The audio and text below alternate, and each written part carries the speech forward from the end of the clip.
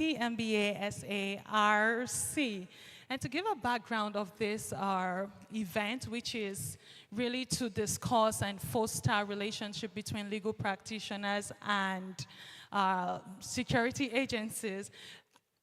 I was here earlier this morning and I had the privilege and the pleasure to meet a certain number of us in the auditorium to ask what their experience has been, either as a legal practitioner or as someone in the security, one of the security agency department. And, it was really a very interesting mini section for me.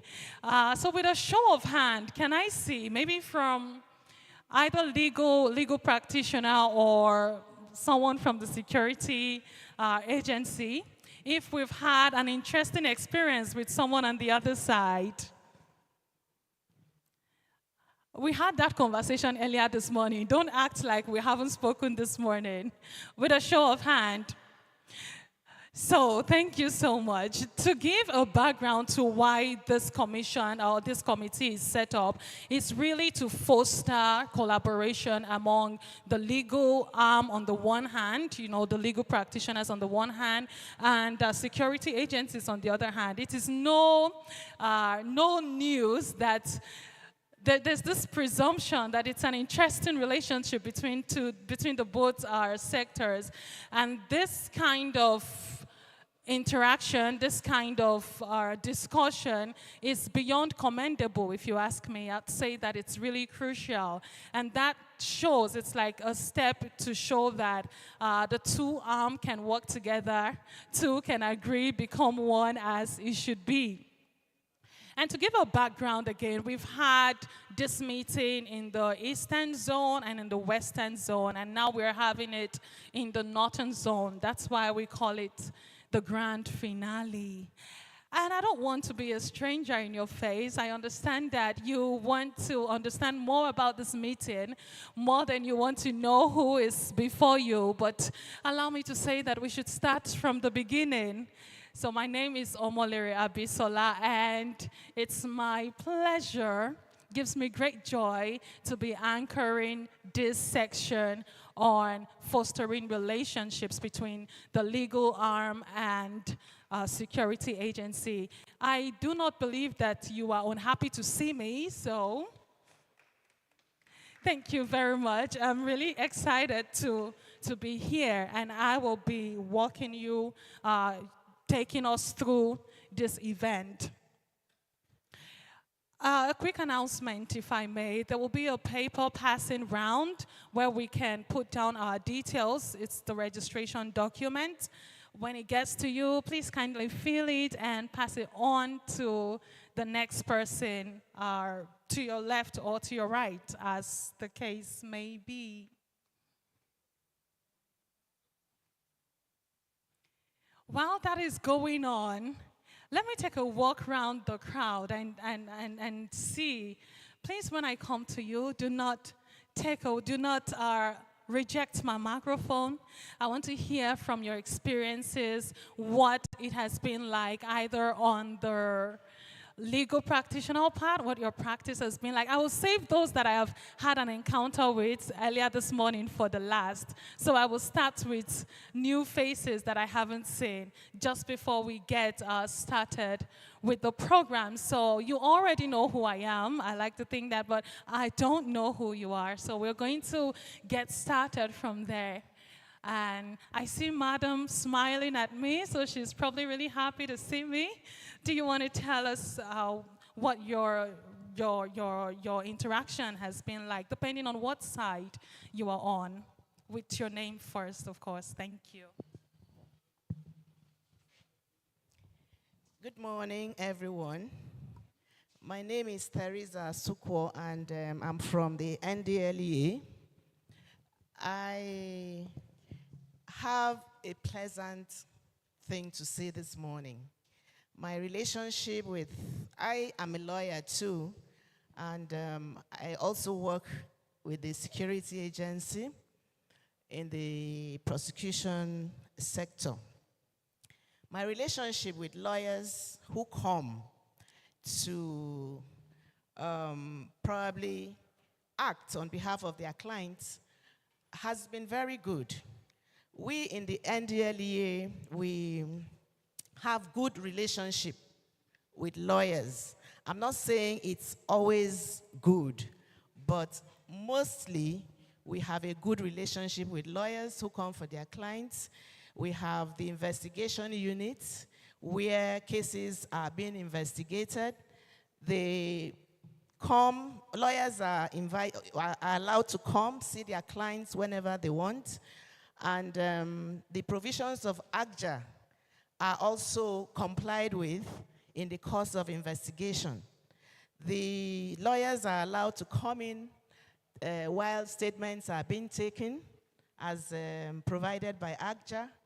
But again, there's an issue in that regard. The issue is that some of the lawyers do not know their limits. ACJA says be present. It did not say dictate to your client what to do and what not to say. And that is the area there is a conflict of interest between lawyers and investigators. Lawyers who come in and investigators. Most times the lawyers want to dictate.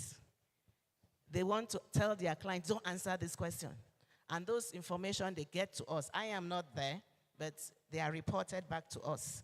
So those are the areas I feel we should dwell on and also probably enlighten us lawyers who come for such occasions so that they know the limits of what is expected of them by ACJA, and then we all work within the ambit of the law.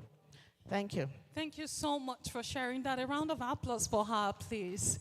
I like to think that she has even taken us into the section proper. You know, she touched on a lot of things that I believe we'll be deliberating around today. So understanding limits and just walking together. So the Nba-Sarc is to foster a good non-hostile relationship, because to look at it, we're really on the same side after all, are we not?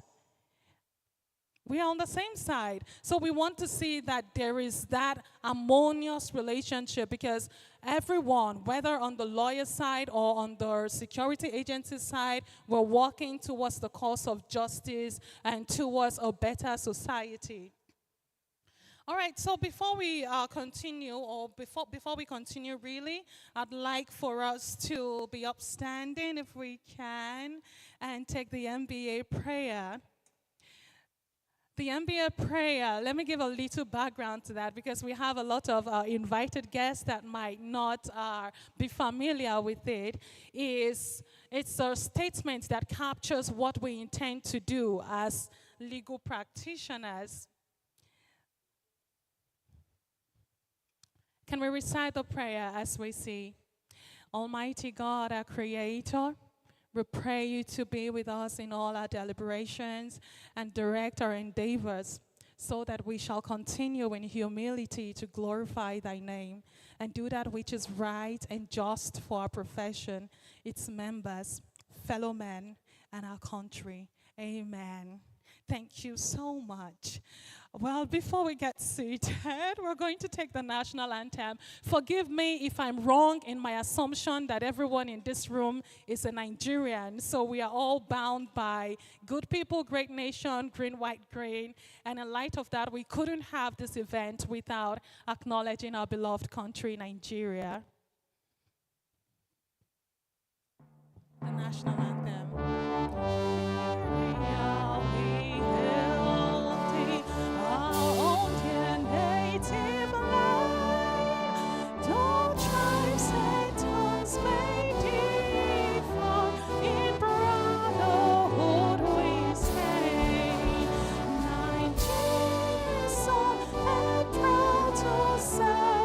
Suffering motherland, our flag shall be a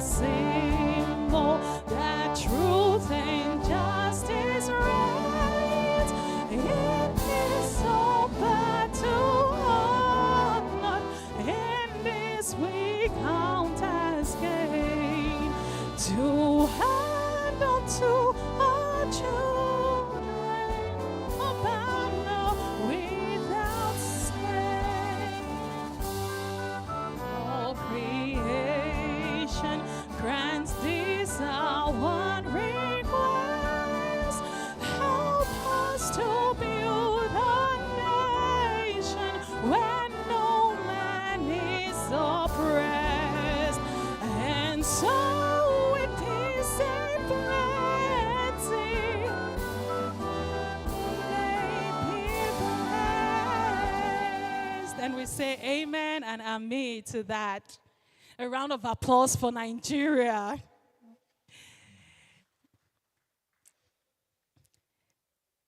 Thank you very much. To go further in this program, we're going to be recognizing the presence of distinguished guests who have taken the time to come here, and we're going to be recognizing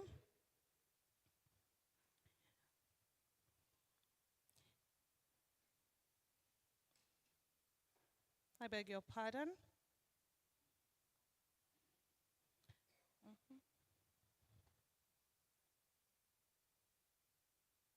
Okay, we're going to be recognizing the presence of distinguished people who are on the cause of justice together with us. And we have with us the Major General O.M. Bello, who is representing the Chief of Defense Staff, and his appointment is the Director of Support Service at THQ. Ladies and gentlemen, a round of applause for Major General O.M. Bello. Also representing the Chief of Army Staff, we have represented here the Chief of Army Staff, represented by another Major General from the Army. Can we give a round of applause to that, please? We also have represented here with us L.C. Cyrus, who is the Controller of Corrections, representing the Controller General of the Nigerian Correctional Services. Ladies and gentlemen, a round of applause. And we have with us Madam Patricia Oyaga, Senior Special Aide to the FCT Executive Liaison Matters, representing the Senator for the FCT, Senator Ireti Kinigigbe. A round of applause, please.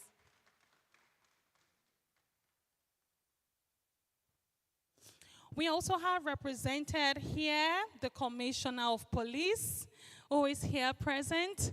A round of applause for the Commissioner of Police, please. Thank you so much, sir, for being here. It's such an honor to have you. And we also have the Deputy Corps Commander, Olushola Ashoni-Barin, who is the Deputy Corps Legal Advisor for Federal Road Safety Commission. A round of applause, ladies and gentlemen. We're honored to have here with us Mrs. Tara Kane Burak, who is the Assistant Director representing Director of Legal Services, DSS. Such a pleasure to have you here. A round of applause, please. Thank you so much for being here. And we also have somebody who is really special, without whom this event will also not hold. I want you to, whether we have called your name or not, turn to your neighbor and say it's a pleasure to have you here. All right, thank you very much. And of course, this program is put together not out of thin air, but based on careful planning, proper preparation, and that was not just magic. It was people working behind the scenes to make sure that we have this event. And you know, like I mentioned earlier, we've had this in the East and in the West, and we are having the grand finale here in the North. So I'd like to recognize now, ladies and gentlemen, the chairman, who is also our host, the chairman of the Nba-Sarc, Leonard Silk himself. A round of applause for him, please.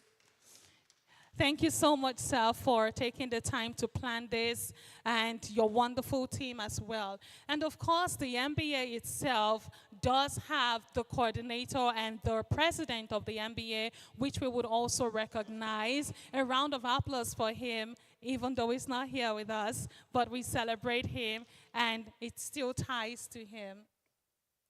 At this point, ladies and gentlemen, we are going to be having the opening remark by the NBA chairman of this committee on Security Agency Relations Committee, the Leonard Silk Chukwuka Ikuazom, for the opening remark. Ladies and gentlemen, a round of applause for the man of the moment.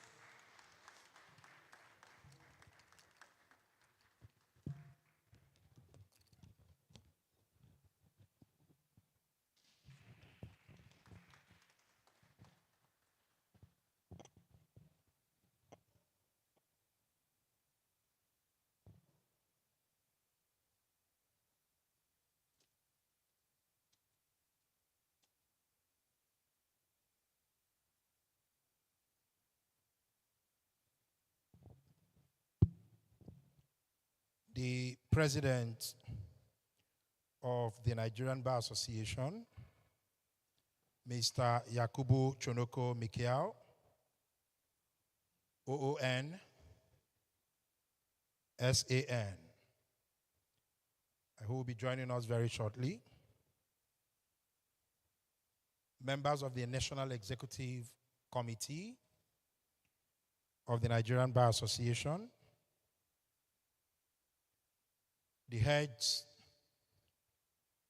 or the representatives of the heads of the various security agencies here present. I acknowledge in particular the Commissioner of Police, Igwe, who is here. You're welcome, sir. The representative of the Chief of Defense Staff, General, you're welcome. My very good friend and brother, who is here representing the Chief of Army Staff, but also in his own right, because he's one of our own, General Musa Seidu. You're welcome, sir. And please pardon me if I'm not able to specifically mention your name, especially our guests who have come from the various security agencies. I'd like to acknowledge and welcome the host chairman, the chairman of the Nigerian Bar Association, Abuja branch, my friend and brother, Steve Emeleze. You're welcome, sir. I would like to acknowledge and welcome. You know, this is not an Abuja event. It's not an FCT event. It's an event for the Northern Zone of the Nigerian Bar Association. And for those who do not know, the Northern Zone of the NBA is made up of all the states in the North Central, in the Northwest, and in the Northeast. So we have many chairmen of branches, secretaries of branches who have come from different parts of the Northern Zone to be part of this program. We have the chairman of Kaduna branch, who is here. Thank you very much. We have the chairperson of Banawa branch. We have the chairperson of Zaria branch. We have the chairperson of, the chairman of, I think, Jos branch. Thank you very much. And do we have the chair of Bukuru branch? Thank you very much. Thank you. You're all welcome. Ladies and gentlemen, it is my pleasure to welcome every one of you to this town hall meeting, which is the last in the series of town hall meetings organized by the Nigerian Bar Association Security Agencies Relations Committee. The Nba-Sarc as we call it, is a committee that was set up by the current leadership of the Nigerian Bar Association to work to improve collaboration between lawyers and security agencies and to intervene in cases of conflict between lawyers and security agencies where lawyers are providing legal services to their clients. The thinking behind this committee is that lawyers and security agencies are partners in the criminal justice administration system. And neither lawyers nor security agencies are able to adequately fulfill their mandate or discharge their duties without the order. So the current leadership of the NBA thought that it was important for us to work to enforce and enhance this collaboration for the effective working of the criminal justice system in Nigeria. Like I said, this is the last of the 3 town hall meetings. We had one for the Western Zone, and that took place in Lagos. We had the second one for the Eastern Zone, and that was in Port Harcourt. This is the 3rd and final town hall meeting for the Northern Zone. It is my expectation that today we're going to have honest and frank conversations around the remote and immediate causes of the conflicts that we oftentimes see between lawyers and security agencies. I would like to say that the other 2 that we had were very successful for the reason that both lawyers and security agencies were frank and honest in their conversations. So our expectation today is that representatives of the security agencies will tell us what it is that lawyers do that, result in these conflicts, and that lawyers will also tell us what it is that security agencies do, and that at the end, we will be able to reach a landing on what we need to do to improve this all-important relationship. This is a town hall meeting, and the structure we have adopted is that we're going to have a very senior member of the profession, the chairman of the Human Rights Institute of the Nigerian Bar Association, Mr. Chino Obiagu, a senior advocate of Nigeria. We're going to have him give a keynote address, and then we're going to have a panel discussion. That panel will be made up of representatives of security agencies and representatives of the bar. So on that note, I want to once again, on behalf of the leadership of the Nigerian Bar Association, welcome every one of you to this event. I look forward to a robust conversation whose effect will be the improvement of the relationship between lawyers and security agencies. Thank you very much.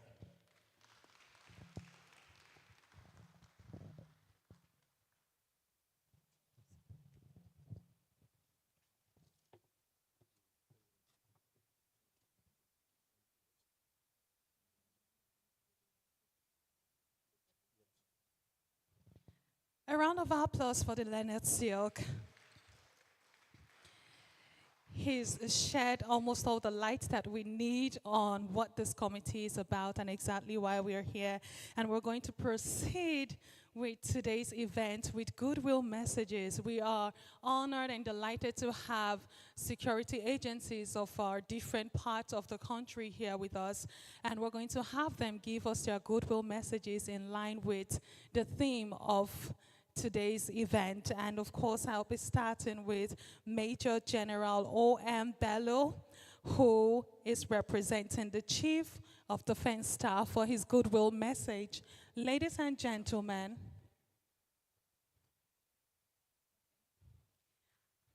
a round of applause, please.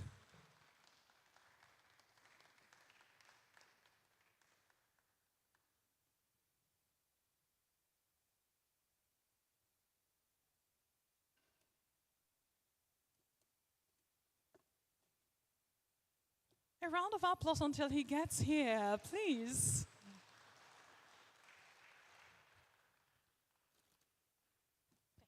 Good morning. Thank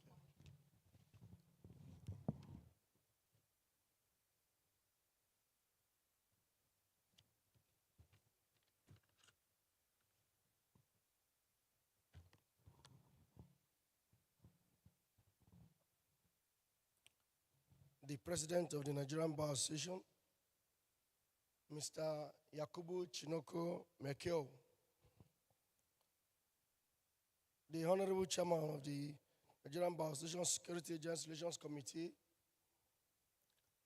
distinguished members of Nigerian Bar Association, sister services, and other security agencies here present, fellow stakeholders, members of the press, ladies and gentlemen. I am honored to be here representing the Chief of Defense Staff at this significant town hall meeting. The initiative to foster collaborations between the legal community and security agencies is commendable, and we appreciate the NBA's effort in establishing the Security Agencies Relations Committee.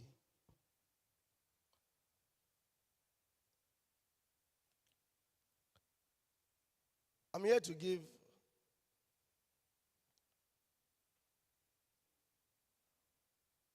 a speech on behalf of the Chief of Defense Staff, Major General Christopher Gwabin Musa.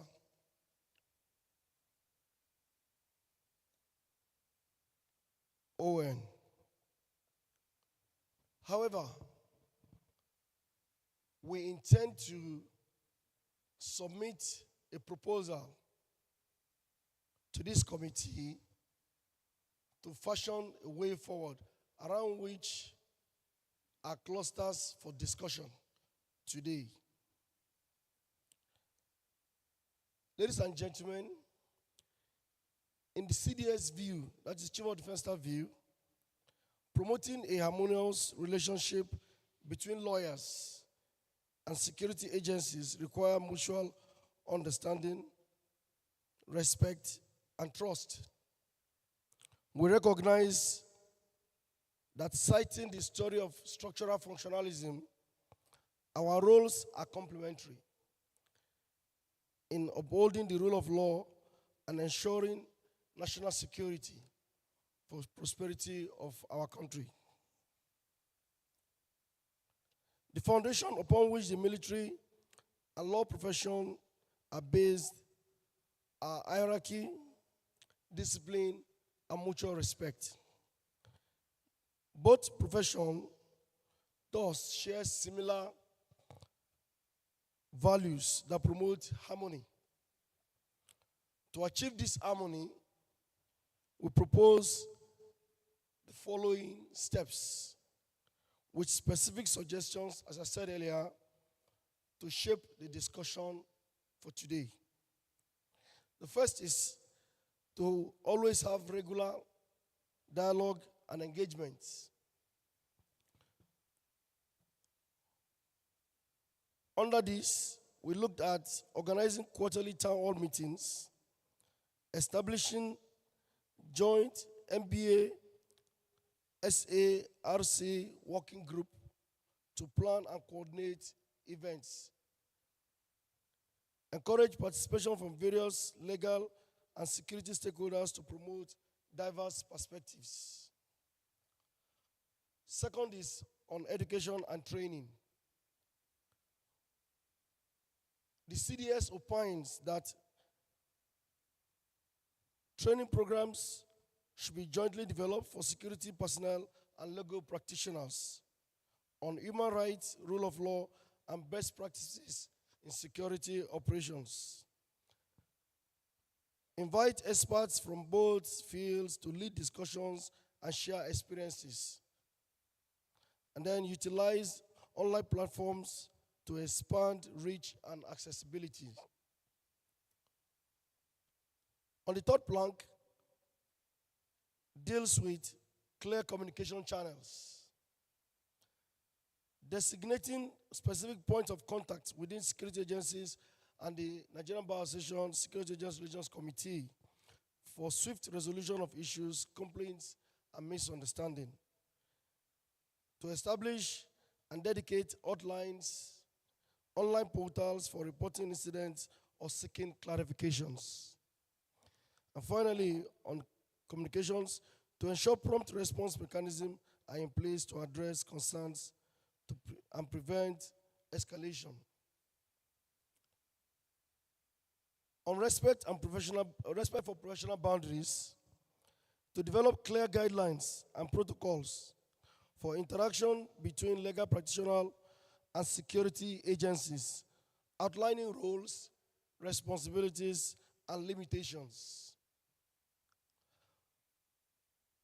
To organize workshops and training sessions to educate both sides on these guidelines and promote mutual understanding. Encourage open communications to address any misgivings or concerns.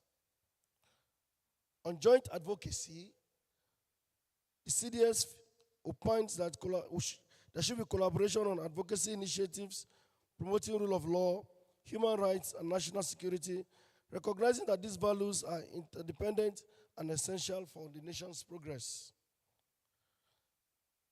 Also, to develop joint public statements, position papers, or policy briefs on critical issues affecting both professions, and partner with civil society organizations, media, stakeholders, and to amplify message that promotes the culture of respect and cooperation.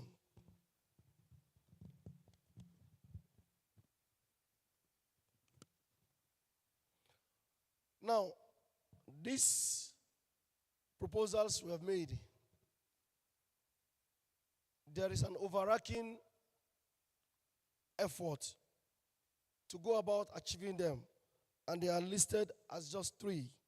To establish joint Nigerian Bar Association Security Agencies Relations Committee and Security Agencies Implementations Committee to oversee the executions of these proposals. To allocate resources and budgets for training programs, workshops, and advocacy initiatives. Finally, encourage participation and feedback from all stakeholders to ensure effectiveness and sustainability of these efforts. Ladies and gentlemen, by working together and implementing these measures, we can strengthen relationship between lawyers and security agencies, ultimately contributing to a more just, secure, and prosperous Nigeria. On this note, I want to say thank you for this opportunity, and I look forward to our collective efforts in promoting a harmonious relationship between us and you. Thank you.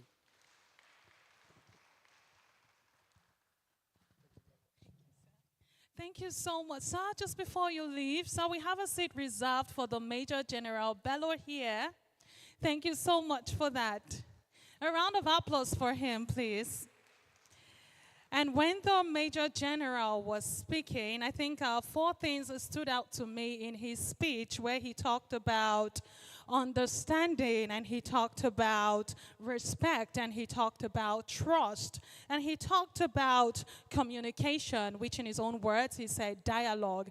And I think that with these 4 factors in place, I don't see how there will be no harmonious relationship between these 2 bodies. Thank you again, Major General Bello, for that. We appreciate your goodwill messages, your goodwill message.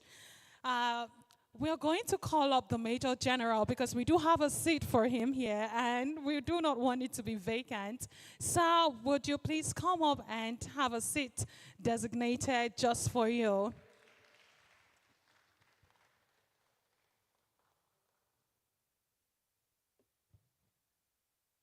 Thank you so much. And now we're going to be receiving the goodwill message from our Major General S.I. Musa, who is ably representing the Chief of Army Staff for his goodwill message. Sir, we would have you now. Thank you very much. A round of applause as he comes up. And let's make that thunderous until he gets up here.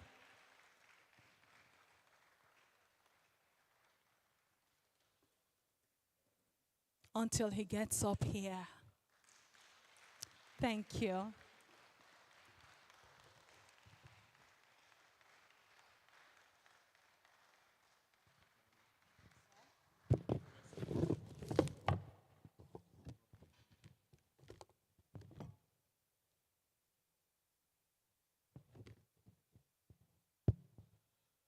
The president of the Nigerian Bar Association in absentia,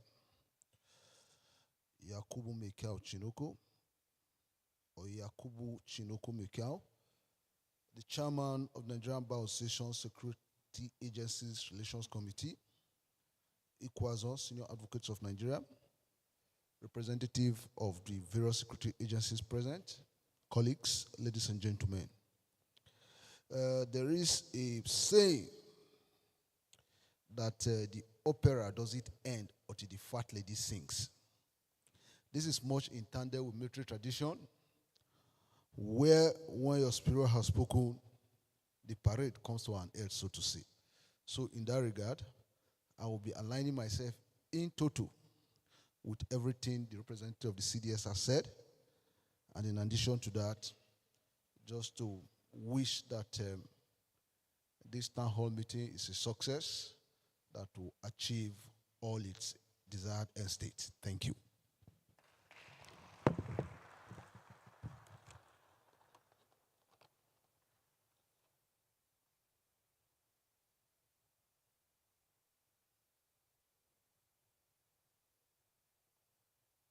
Thank you so much, sir, for that really short, succinct, straight to the point goodwill message. We hear you, sir, and we say thank you so much. Once again, a round of applause for him.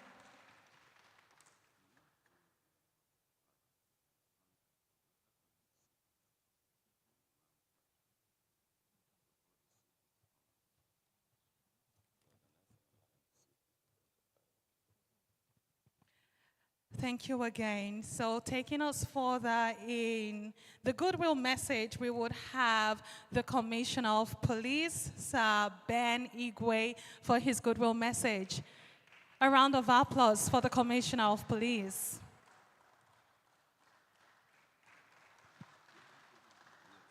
Until they get here.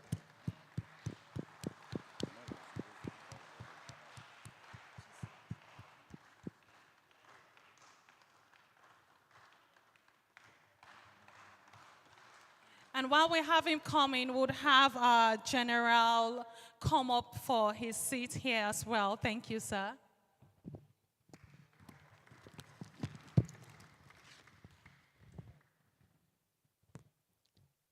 The president of NBA and the chairman of the security committee of the NBA, my brothers and sisters in this hall, I welcome all of you to Abuja for this conference. The goodwill message I'm giving here is that those who came from different states, I want to welcome you people to Abuja, because Abuja is secure, free, you can go anywhere, and feel very free, even in the night. I thank all of you for coming to Abuja.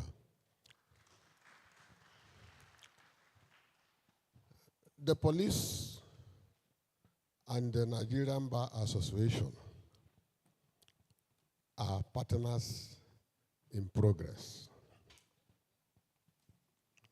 We have even the Police Lawyers Association within the police. And they are a formidable team of the Nigerian Bar Association. Their own is to protect the right. Our own is to enforce the law.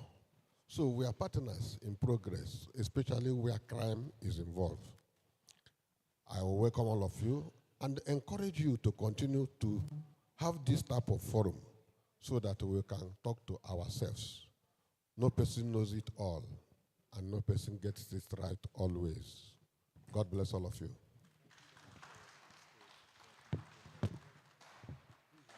Would have him just take his seat alongside the Major Generals. Thank you.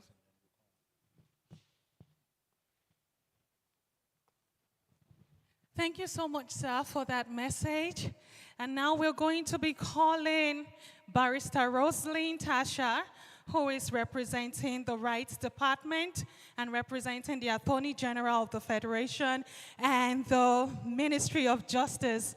Ladies and gentlemen, Barrister Rosalyn Tasha, a round of applause as she comes up.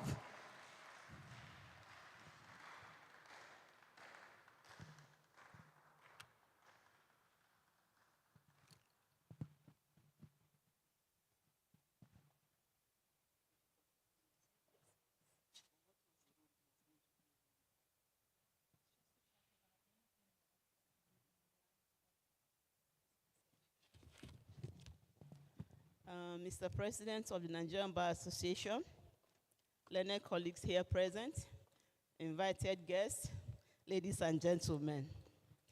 Like you heard, my name is Rosalyn Tasha, and I'm here to represent the Honorable Attorney General of the Federation and Minister of Justice. He would have loved to be here, but unfortunately, I think something came up. I was just told last night that I should come and represent him this morning. So what you are going to hear is the voice of the Honorable Attorney General of the Federation and Minister of Justice, Lateef O. Fagbemi, SAN. I have done my protocols. It is my privilege to address you today. By the way, my name is Rosalyn Tasha, and I'm a director of the Citizens' Rights Department, Federal Ministry of Justice. It is my privilege to address you today on a critical issue that underpins the very fabric of our justice system. The imperative of fostering a harmonious relationship between security agencies and lawyers in Nigeria. This relationship, characterized by mutual respect, understanding, and cooperation, is not just desirable, it is essential for the effective administration of justice and the overall well-being of our nation. It is pertinent to note the resolution passed by the National Assembly on the 8th of February 2024, which unequivocally condemned the harassment of lawyers by law enforcement agencies. This resolution was a resounding affirmation of the fundamental rights of lawyers and a clarion call for a shift in the conduct of security operatives. The National Assembly recognized, as we all do, that lawyers are indispensable partners in the administration of justice.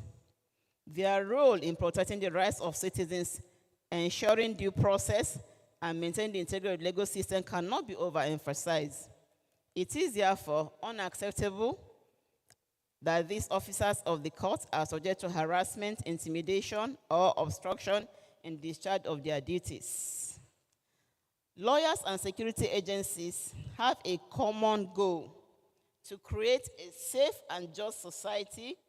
By working together, we can enhance the efficiency of investigations, strengthen the prosecution of offenders, protect the rights of citizens, strengthen public confidence in the justice system, and promote national development.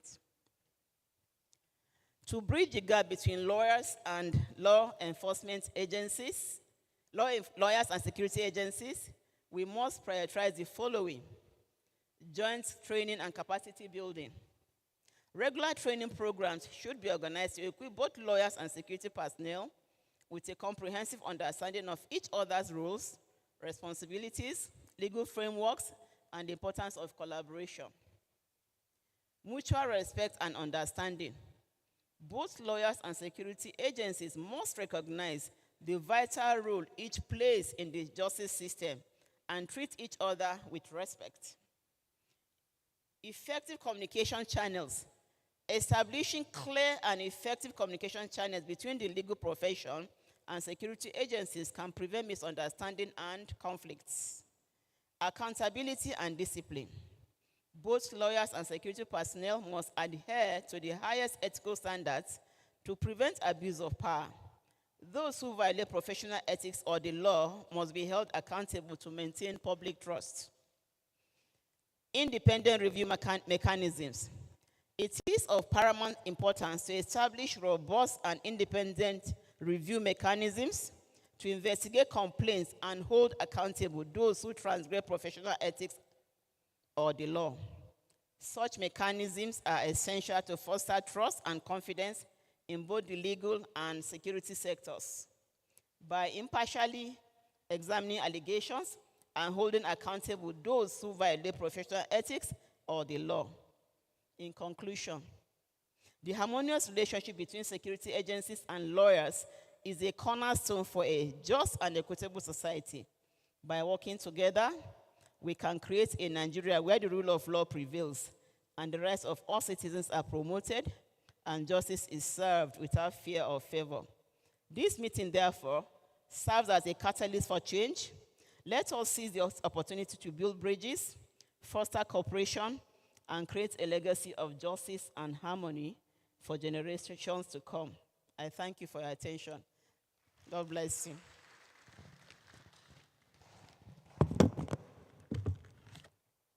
And now we'll have her take a seat as well, just like the rest of the speakers. Yes, please.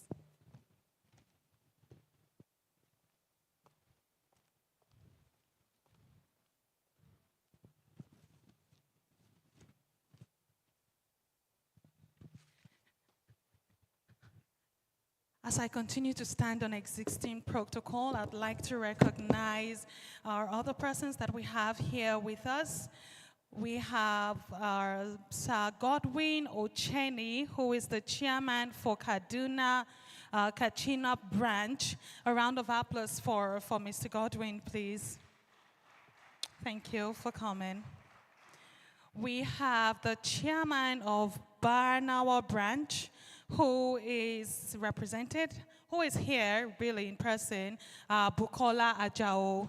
A round of applause for her, please. Thank you. And we have the chairman of Zaria branch, who is here, Dr. Jubril. A round of applause for Dr. Jubril. Thank you for coming. And we have the chairman of Bukuru branch, in person of Ahile, Sir Ahile. A round of applause for him, please. Thank you for coming. And we have the chairman of Just branch here present with us, Leah Dagun Hassan. A round of applause for them, please. Thank you for being here, madam. And we have the chairman of Lacton branch, who is David Dashak. A round of applause for him, please. We also have here the vice chairman of Just branch, in person of Mr. Morgan Dong. A round of applause for him, please. And of course, we have here representing the director of Doctorate of Road Transport Services, Dr. Bello Abdul Latif, and we have representing them here, Barrister Amade Mary Iyoma. Thank you so much, Ma, for being here. We also have with us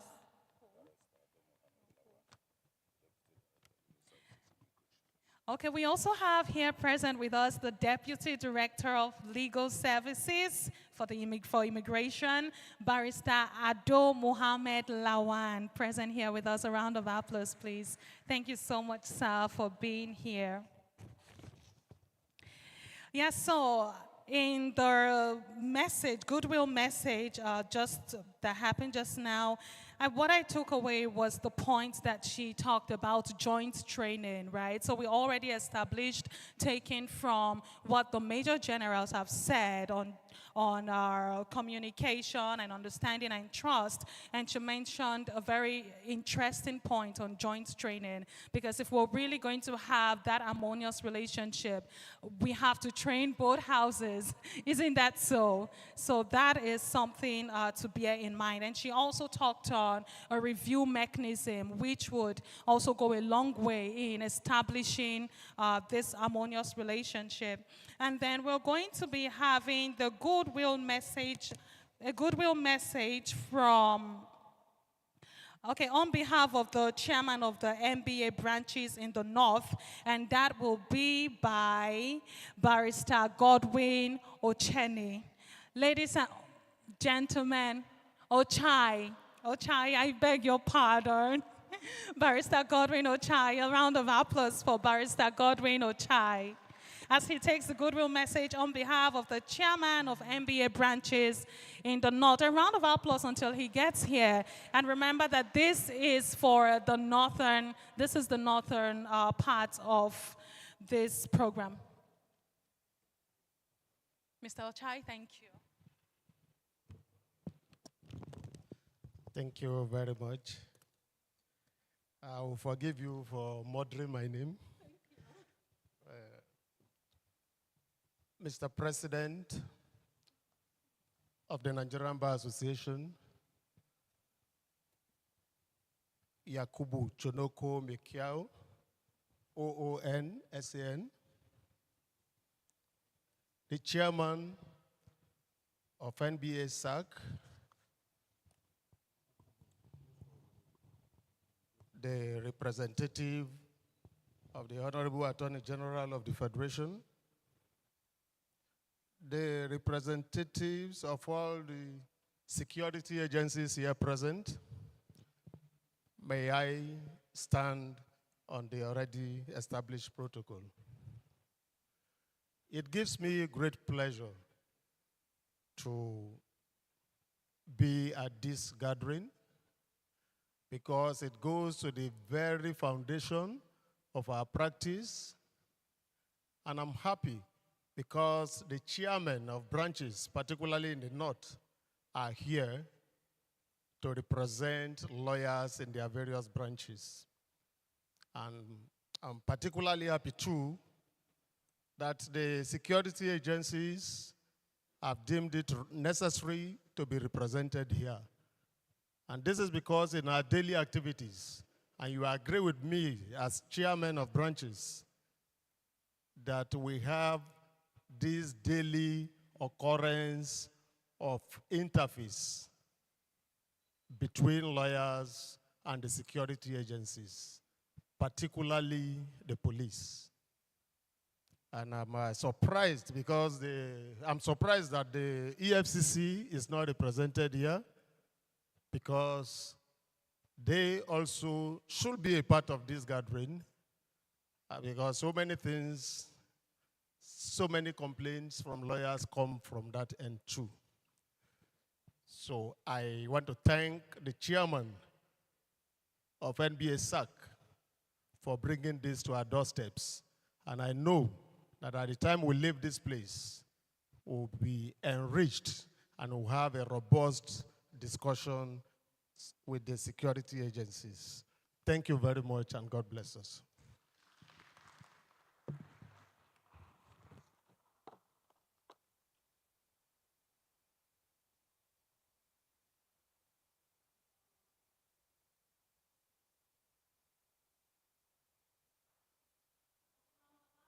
Him, please.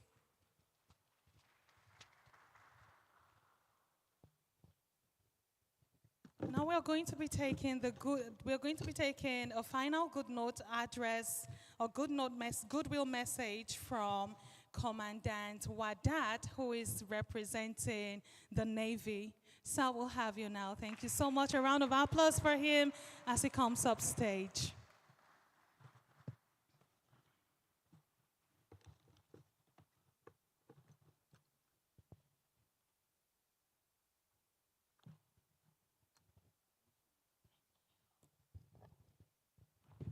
the NBA President, Yakubu Mekyo's son, the President of the military session, very senior officers present, ladies and gentlemen. I'm Commander S.B. Wadak. I represent the Chief of Naval Staff, who, due to service exigency, will not be here with us this morning, but he has sent me to convey his goodwill and to assure the NBA of his utmost commitment to their ideals as we are seen as partners in progress, and whatsoever this meeting will come up with, you have the full assurance of the CNS to implement and abide by. Thank you.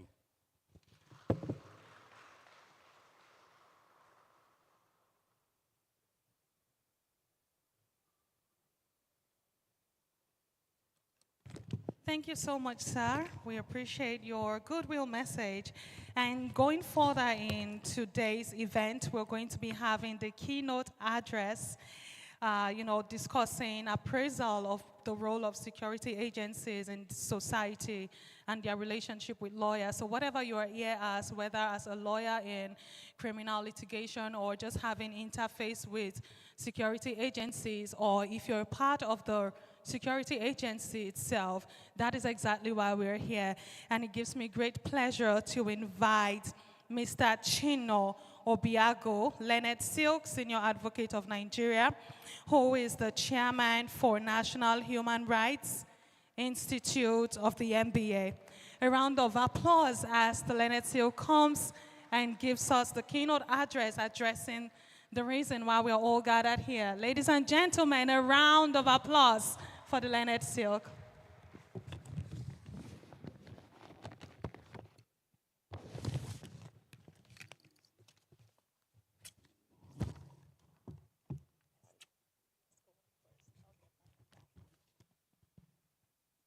Good morning, everybody. My name is Chino Obiago. I'm the chair of the Nigerian Bar Association Human Rights Institute, and I want to respectfully stand on established protocol. Now, under Section 14(2)(b) of the Nigerian Constitution, 1999, as altered, the security and welfare of the people shall be the primary purpose of government. So the legitimacy of every government lies in the level at which it protects citizens and the confidence of the citizens in their safety and security. So safety and security involves not only protecting citizens from harm, but also providing access to redress where there are violations. In other words, safety and security also involve the justice sector. And that's where the justice sector's actors come in. So for there to be security of citizens, the security agencies and the justice sector actors must work together. Where there is any violation or threat to violation, then there should be remedy, which the justice sector system will provide. In other words, for there to be security for citizens, there must be rule of law. So law enforcement without rule of law is anarchy. And rule of law becomes a facade without law enforcement. It becomes a mirage. So I want to use the opportunity to thank the president of Nigerian Bar Association, Yakubu Mekyo's, Senior Advocate of Nigeria, ON, and his national officers, who has piloted the affairs of their bar in the last 2 years. And also want to thank especially the chairman of NBA Security Agencies Relations Committee, my little brother Seok, Chukwuka Ikwazo, who has driven this initiative right from the time he was appointed 2 years ago and has established harmonious relationship between the bar and security agencies across the states. And for putting this town hall together for the northern region. I'm aware that similar interactions have taken place in the western and eastern regions, and it was a welcome development. I'm told that this meeting is to find solutions to improving relationship between security agencies and lawyers. It is not for trading blames or for throwing punches. So I will take the cue and go straight to analysis of the way forward. But permit me to say that it is ironical that lawyers and security agencies should be having rancor. In fact, apart from the private bar, the security agencies have more lawyers in their employment than any other sector in the economy. For instance, the Commissioner of Police Legal Department has nearly 600 lawyers in his department across the commands. And about 1,000 policemen and women are called to bar. That's why we have the Police Lawyers Forum. The same with other commands. If you go to the armed forces, we have lawyers who have PhD in law and called to bar, and across the sector. Now, with respect to police, there's one thing I need to point out since I have the podium. It worries me that most of our colleagues in the police are still sergeants or corporals. I was recently training lawyers in Kano on human rights under ACJA, and there are many who work in police department for years, lawyers, and they are still rank of sergeant. I spoke with one of them who is almost 10 years post-call, and he's still a sergeant. His colleagues in the medical corps are already CSP. Police pilots and doctors, once they qualify, they get entry level of assistant superintendent of police. Yet lawyers are not considered as such professionals.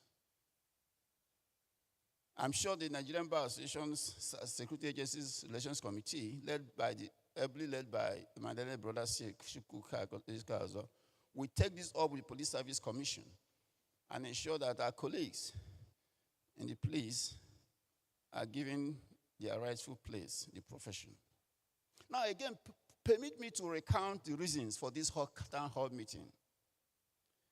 Before discussing the proposals, let me look at the context. The context that brought about this town hall meeting. In the last few years, the attack on legal practitioners at police stations and other offices of security agencies, especially the DSS, are becoming very alarming. Males and female lawyers are regularly abused, physically and verbally, in the course of carrying out their legitimate duties.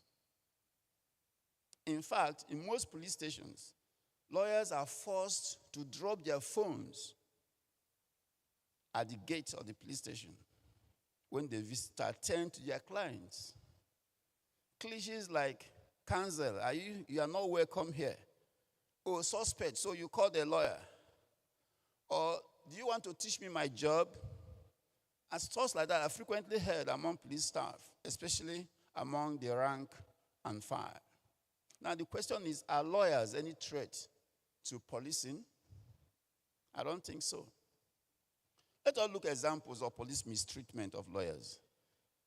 As far back as 2018, a lawyer called Kunle Adeshina was arrested and detained in police when he went to the police station in Ikeja to secure bail for his client who was arrested. There are so many cases in 2018. The listing is there. 2019, in Abuja, Morake Ogele, who was representing his client in Garaki police station, was assaulted by the FCT command policemen. In 2020, Tope Temoku was physically assaulted and brutalized by police officers in Lagos for advocating for his rights, the right to bail of his client. In Kano State, Bashir Musa. In Lagos, Festus Ogun was assaulted. In Imo State, Okechukwu Wanguma. In Ebehe Effiong, the man we know very well in Akwa Ibom, was beaten and shed torn. In Rivers State, Chinembe Uzoma. In Lagos, Ulukoye Ogungbeje. In Ekiti State, Mr. Ogele. In Abuja, a lawyer who worked in my law firm Obina Megara, went to police station to secure bail for the client, and he was brutalized. He was pushed away. I could not see why my friend could not go to a police station to attend to an arrested client and to apply for his administrative bail. A lawyer in Enugu 5 years ago was brutalized by policemen in Anambra State, and the list goes on and on and on. Just recently, about a month ago, a lawyer that was arrested by DSS and detained in many places ended up in Niger State. The lawyer is based in Abakaliki. Nba-Sarc, with the president, secured his release. He was arrested in July 2021, and he was released in June 2024. 3 years. He was not arrested. He was not charged to court. He was not told what his offenses were. He was coming back from Abuja, going back to Ebonyi, representing his clients. And no apologies. It was all in the news. And we commended the Nba-Sarc for that effort. Now, I'm not sure.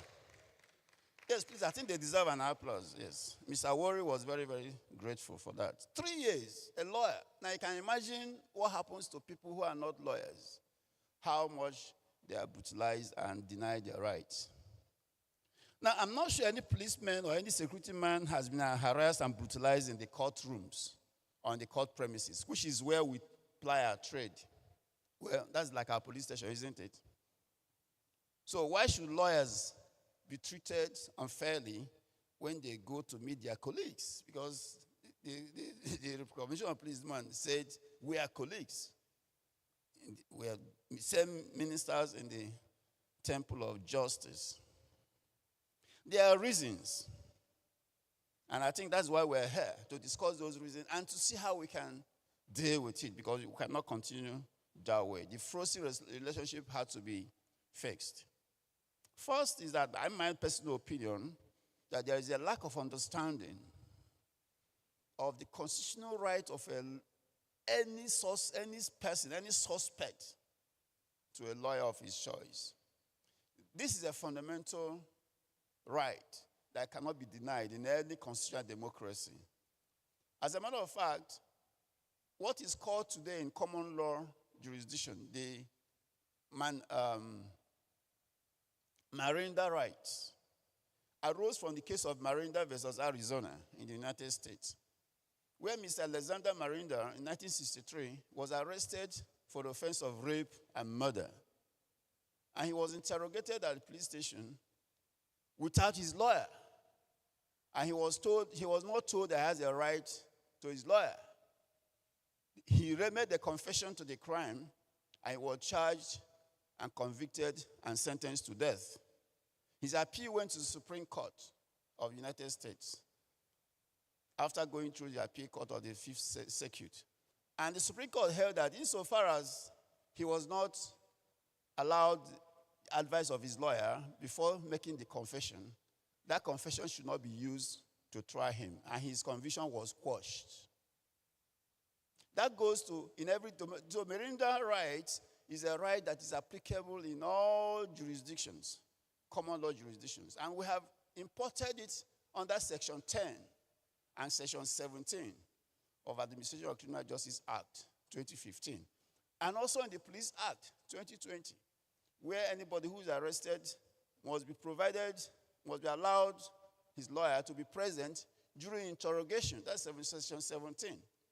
And even though it says during that interrogation, the lawyer should not disrupt the process of taking statement. But he has a right to have his lawyer present. He has a right to be informed that he can call his lawyer and provided with the facility to reach out to his lawyers, namely a telephone. So this is the fundamental issue about constitutional democracy, because as a matter of fact, there's a presumption of innocence. Anybody who is arrested for a crime is presumed innocent until his guilt is proved. That is the foundation of criminal law. So lack of understanding of this constitutional right of a suspect to a client, a counsel of his choice. And I think it's important, and I thanked the officer that mentioned the issue of joint trainings. I think it's important to exchange ideas and information about this. So, in as much as lawyers should not be disruptive in the process of representing their clients, but they must have unhindered access to assess their clients when they are arrested or when they're in conflict with the law. Another thing I think we should look at in the discussion is power dynamics. Police officers may assert the authority over lawyers, saying that they are a threat to their control and investigative processes. Corruption and extortion. I mean, many policemen will not like a lawyer will not like to bargain bail with a lawyer. Bargain bail means you pay money for bail. But bail is but is bail free? No, bail is free. So you may not want to have a lawyer being around when you are negotiating for bail.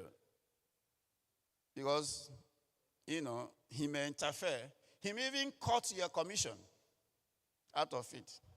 So this issue of corruption is something that we need to deal with. And I think the NBA had to, through the branches, deal with this issue of ensuring that citizens can access bail.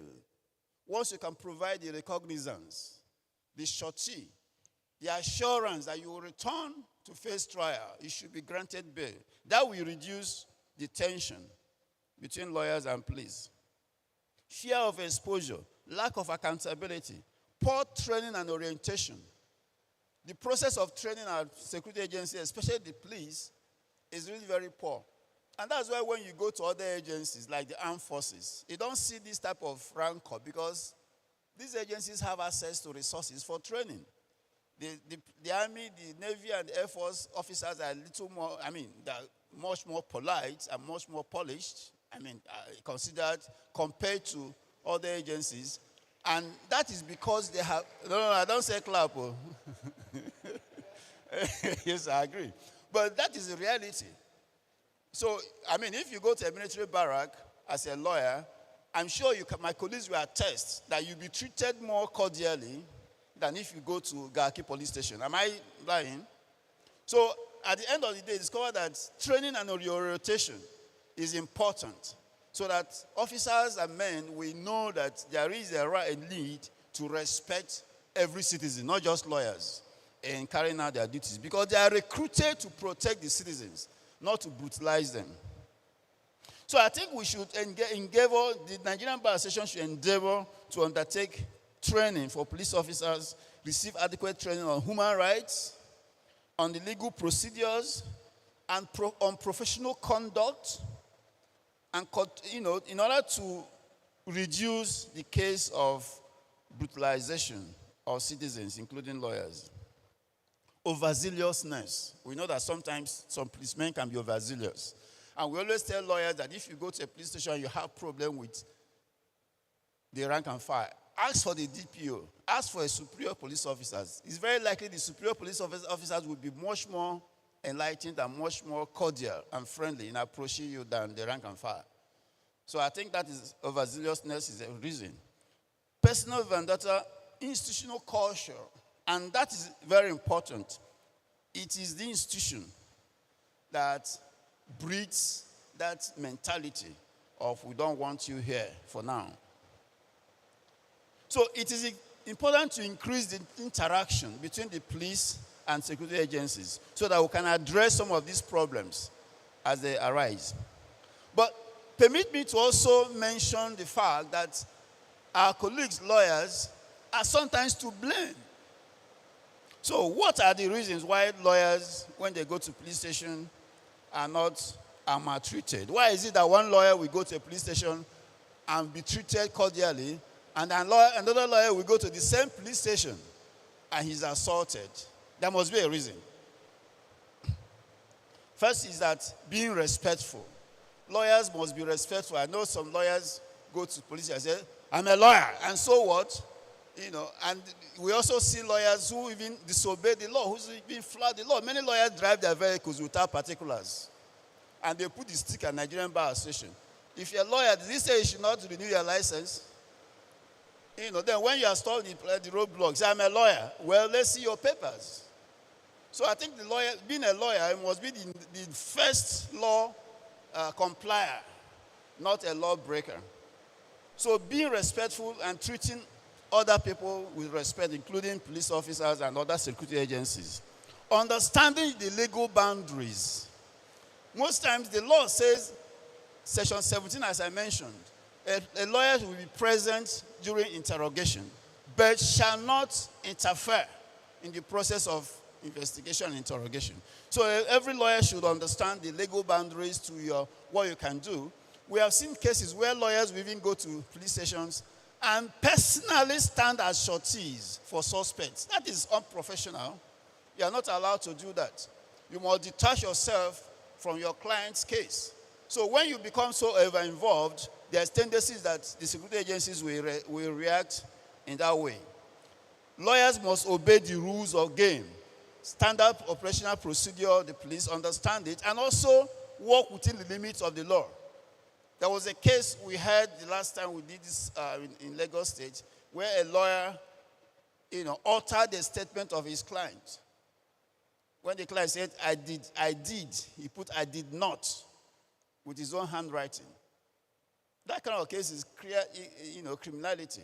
And lawyers are not allowed to do that by virtue of our calling. Clearer communication. Provide clearer communication. Lawyers go to police station, they should be able to communicate properly and avoid miscommunication and misunderstanding. Avoid confrontation. When there is potential conflict, calm down and de-escalate the conflict. Knowing the law and the procedure, knowing your professional conduct, respecting others, and seeking guidance when needed. And there are so many of them, things that lawyers can do, but I know that the panel discussion will highlight most of that. Now, finally, I want to also highlight the fact that there are remedies available, that when lawyers and security agents have issues, we have the Police Complaint Response Unit, CRU. That unit, if you go to their website, they are doing great. I think it's under the first PPRO. He receives even messages and complaints through Twitter and through other social media handles. We have the Legal Practitioner Disciplinary Committee, so that if any lawyer misbehaves in the office of the security agencies, they can be reported to the LDPC, the Legal Practitioner Disciplinary Committee. We have the Police Service Commission, who has a responsibility to oversee discipline. We have the Inspector General Police Complaint Unit. Then we have the liaison points between, lawyers and security men through the OC Legal's office at the various commands. It's important to note that these mechanisms may have their limitations and challenges, and police officers may face obstacles in seeking redress. But it is crucial to continue to advocate for a more effective and efficient system to address inappropriate behavior of lawyers and attack on lawyers by security agencies. So on this note, I commend these town hall meetings and recommend that similar interactions should be held at all NBA branches. I wish you fruitful deliberation. Thank you very much.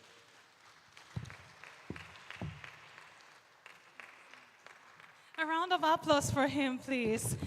That was a lot that we can take away from here. I talked about our legal practitioners, first being law-abiding citizens themselves, and our security agencies acting in compliance with the law. Thank you so much, sir. Right away, I'm going to be calling up Mr. Chukwuka Ikuazom, Senior Advocate of Nigeria. Please, let's welcome the Leonard Silk as he takes us through the panel discussion. He will be moderating the panel discussion as well as the interactive section. So sit back, relax, and the Leonard Silk will take it away from here. Thank you very much. I would like to invite Mr. Chino Obiagu the keynote speaker to please join the panel. A round of applause for him.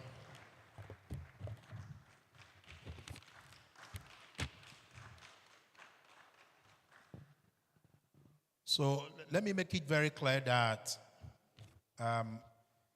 all the people that we're going to be inviting to the panel discussion, we had not given them any prior notice because this is a town hall meeting and we want people to speak from experience, not on the basis of preparation. So permit me to also invite Amade Mary Iyoma, who is representing the director, who is representing the DSS. No, sorry. Okay.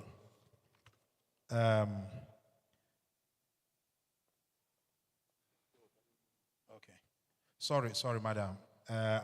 My error. I wanted to invite the representative of the DSS. Please.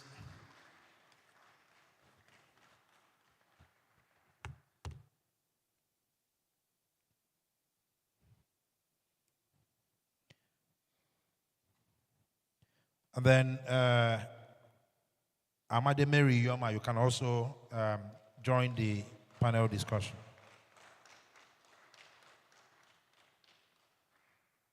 So I have 5 representatives of the security agencies. Remember I said that we would like to get a balanced view. So let me invite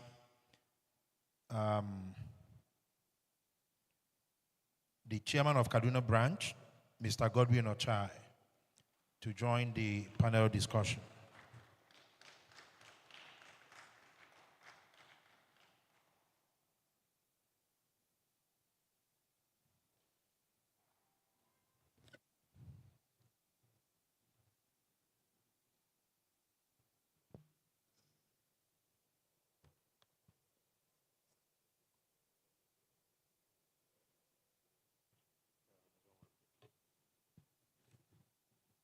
And then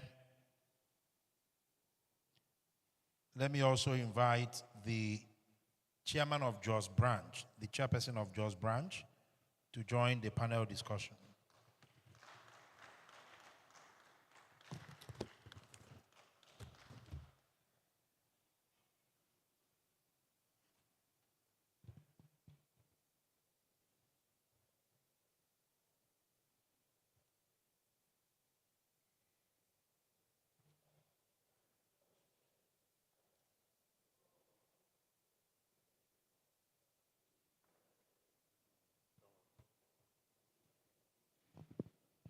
Okay, so I'll start with you,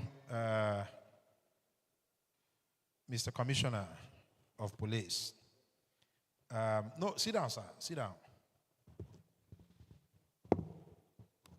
I'm sure that you listened very carefully to the keynote address.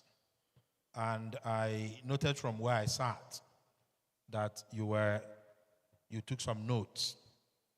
In the keynote address, the keynote speaker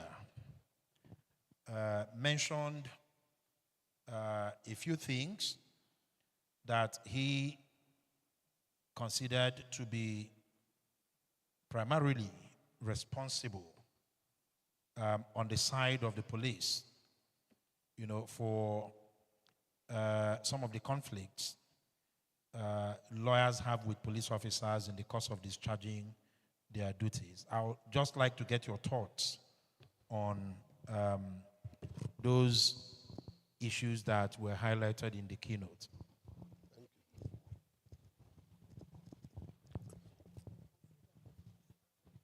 The president of NBA, very senior colleagues, my brothers and sisters, my colleagues, the lawyers, I listened very well to the keynote address. Number one, I want to clear one or two ambiguities. Yes,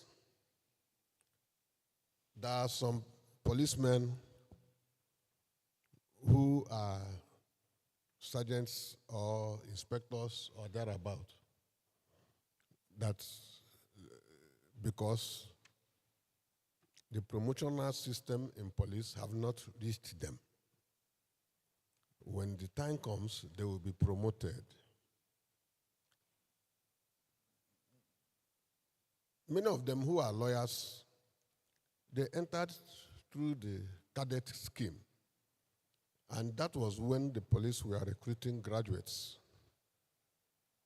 Some of them, it includes me.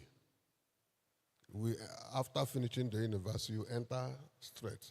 But some schools, while they are in the force, and there is opportunity for them to migrate to the officers' cadre. And many did. But since we started recruiting from the police academy that is in Kano, where we are training lawyers as well, the program of the graduate lawyers who are of the junior rank were temporarily placed on hold. But the current IG wants to lift it, so they will soon benefit. That is one. Two, the keynote address, thank you for saying one or two things. I want to say this categorically. Please, bail is free.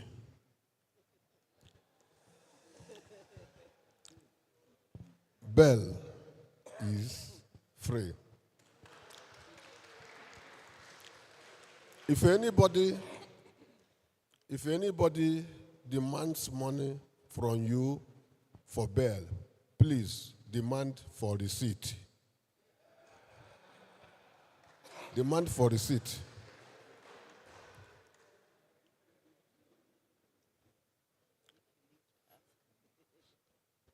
That is why it's free. Okay. 3,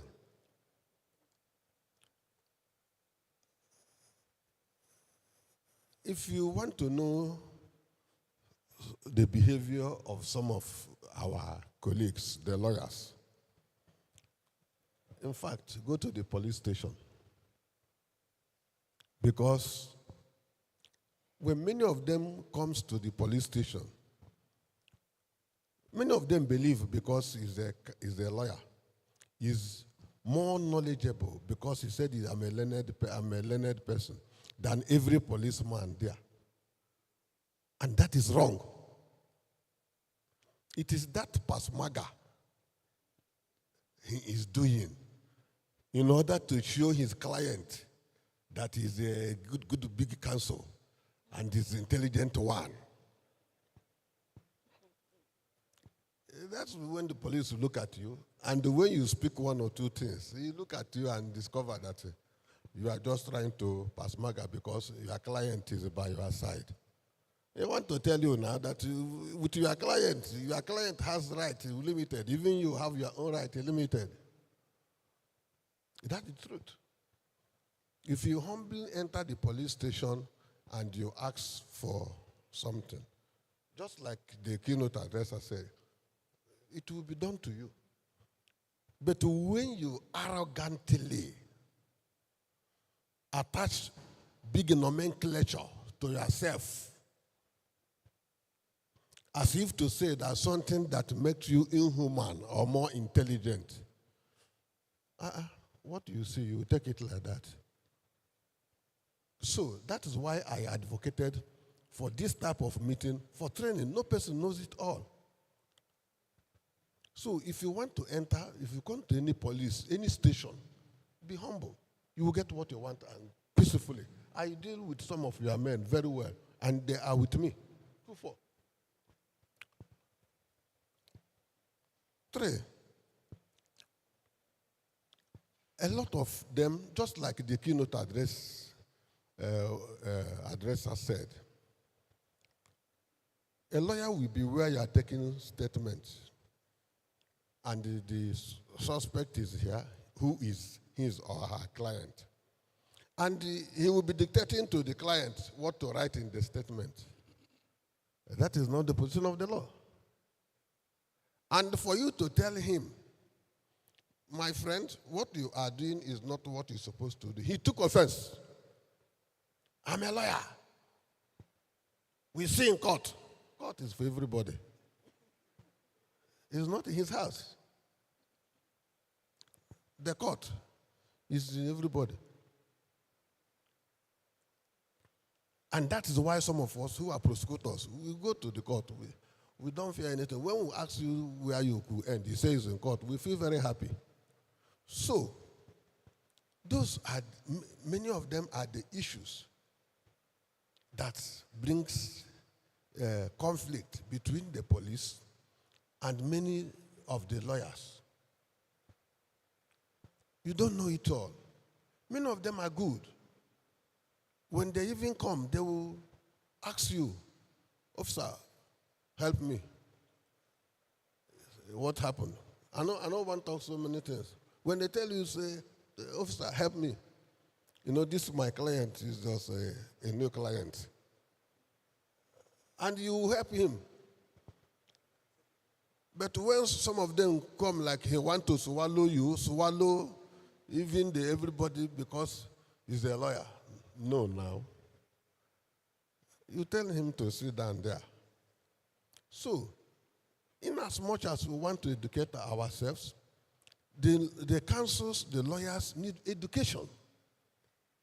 Education, not education as per learning, just like this interaction, so that we can move together. Thank you so much. Thank you very much. Thank you, sir. General, representing the Chief of Defense Staff, let me come to you. When the keynote speaker was presenting his keynote, he mentioned institutional culture as an important factor in the behavioral patterns that you see on the part of security agencies. How big is this, and what role does institutional culture play in the relationship between security agencies and lawyers? Thank you very much. Interesting. But before I go to your question, let me just try to play a moderating role between the representative of the Commissioner of Police and the lawyers. You see, the police has a prosecuting power, and the lawyers are bound to defend their clients. So, before the real showdown plays out in the court, while taking statements and all that, you expect that conflict. And this is why you alluded earlier that you are most welcome in the military barracks than in the police station. We don't have prosecuting powers. I'm sure if we have prosecuting powers, there will be some conflict too. It's normal. So let me come to the questions that you asked. Earlier, when I was giving the CDS goodwill message and highlighting the scope that we should be talking about, I said the law profession and the military are based on certain values: hierarchy, discipline, and mutual respect. And this is exactly what your question talked about. Actually, in the military, hierarchy is like our food. You will not see a lance corporal talking when a corporal is talking, and it goes up the ladder that way. I also know that the senior lawyers demand same kind of respect from the junior ones, from their junior colleagues. I have lawyer friends, I go to their chambers, and I see how they relate with each other. Even when they meet outside, and I see how they receive each other. So the only thing that I will say that are areas of conflict posed by your question are two places generally. I jotted it. The first one is issue of procedure. You see, our own profession, in our profession, procedure is a big deal for us. And if you're a lawyer and you come into our fold to conduct your business, you have to be very, very patient. Because, like I said, chain of command, we do not joke with it. I will not leave my immediate supervisor to go to the higher supervisor. It has to go from one step to the other. But I know when we have lawyers and when they write to us, they keep writing reminders or even trying to make us give them our response very quickly. I sit in the office as director of defense services, support services, My job, one of my key area of my duty is legal. So I see a lot of communications.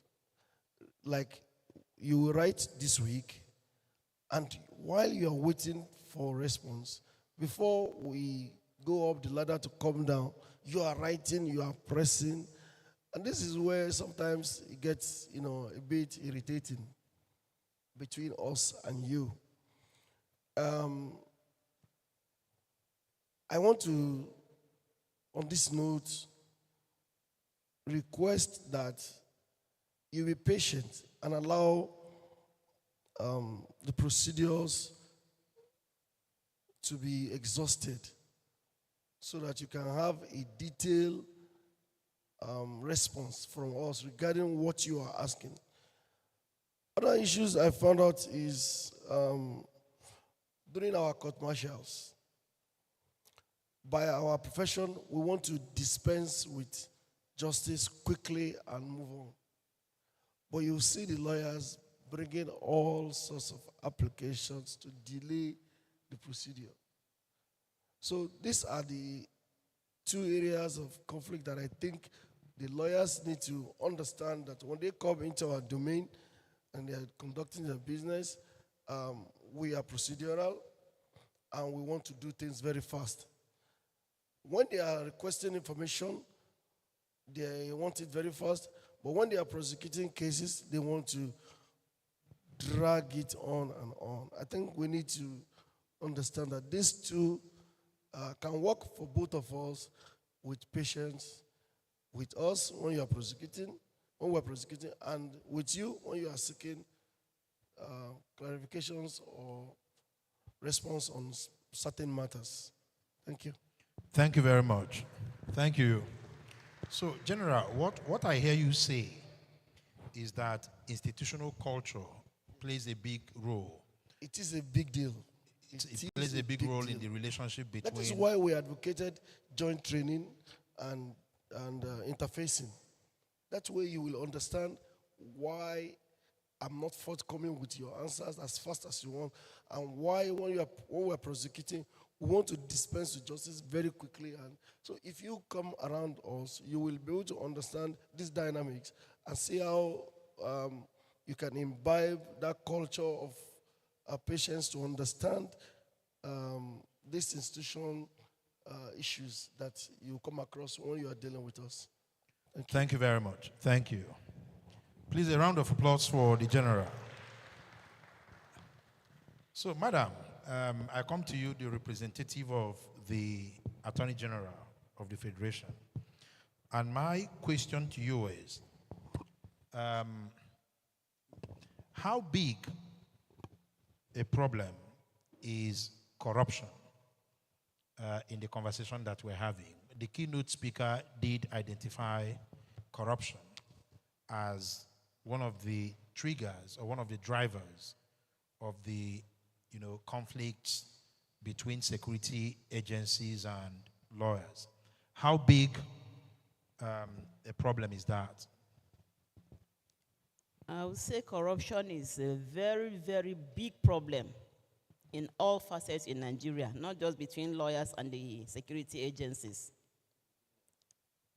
Because you see, even though we know on paper bail is free, but when it comes to the nitty-gritty, you will know that bail is actually not free. I was just telling a guy here that, well, he was saying that bail is free. I said, yes, bail is free. Maybe in Abuja we may not have incidences, but go to the outskirts of Abuja, just Nasarawa State or Niger State here. You know that corruption is a very, very fundamental issue. It's a big problem. Is it in fact, you will agree with me that some of our colleagues are also guilty of some things. Even our colleagues in the police, I had a recent issue recently. Like I said, I'm with the Citizens' Rights Department. A person got judgment in his favor. It was a land matter at the FCT High Court. And went to the Court of Appeal. And also the judgment was affirmed. Unfortunately, someone went to the police and gave them tissues of lies, and they opened up investigation. So the person that had the judgment the judgment creditor, so to say, now wrote to the Honorable Attorney General's chambers. It was brought to my department, and I personally handled it. I wrote a letter to the IGP office saying that since there is a judgment, the courts have held blah, blah, blah judgment, so long as there's subsisting and valid judgment. It must be respected, it must be obeyed. But police descended into the arena. At the end of the day, anyway, after back and forth letters and everything, the Office of the IGP Police, which I must commend them, wrote an apology to the Honorable Attorney General of the Federation because they realized their folly, and I don't know whatever happened. What am I saying? Corruption is endemic in Nigeria. Gradually, we are leaving it. Gradually, but we still have a long way to go. Just on Sunday, somebody came to me, a member of my church, that she was told to, she was arrested and taken to SARS. Please, auntie, come with me and all that. I got a lawyer for her. I couldn't go myself. What was it about? Because of money, 1.5 million naira. And I was like, police should have rejected that is SARS. Go to a police station. It's not everything that's SARS, but you agree with me. When water has passed under the bridge, anything can happen in Nigeria. Is it some of us in the chambers or working in government? A lot of corruption takes place. But because people are not punished, people are not named and shamed, it's like people are just helpless. And I was just told this morning that we received a petition all the way from Imo State. Somebody, police needs to be sensitized that Section 7, or is this Section 8 of ACTA 2015, there is no more arrest in lieu. A woman was not in her house. Her 2 underage children and her house help were arrested in lieu of their mother. and they were kept for long. Madam NDLA, I heard what you were saying. You see, all these things happen. We have a recent complaint petition from also by the NDLEA officers, where a matrimonial case. I mean, how does NDLA come into a matrimonial matter? But you know, it's happening in Nigeria. To me, it's because we have a corrupt system that people are actually not being named and punished. Is it in NAPTIV? We have complaints. A lot of complaints come to us. But like I said, I must commend the office of the IGP. When I saw him sometime in December, I actually commended him. Now we work, there's a synergy between the Federal Ministry of Justice and the Inspector General of Police Office. Because before, when we write letters, it will appear like a piece of paper. You have just gotten a piece of paper. You don't get a response. 3 months, 6 months. But I was shocked recently, since I became director in the citizenry department, that when we send letters, max letter stays there 1 week, 2 weeks. There's a recent one. We wrote a letter sometimes in June. In 2 days, I was really shocked. I had to tell the department secretary that, look, whenever you see the IGP, commend him. Corruption, what I'm saying, is gradually going down. But it is not just, like I said, it's something that is endemic in Nigeria. But gradually, by the grace of God, we will overcome it. Thank you very much. Thank you. Thank you very much. Let me get the thoughts of our colleagues in private practice. And my next question is to you, Mr. Godwin Ochai. When the keynote speaker was making his presentation, he did say that our colleagues are not completely without blame. And he cited an example of a lawyer that altered the statement of his client.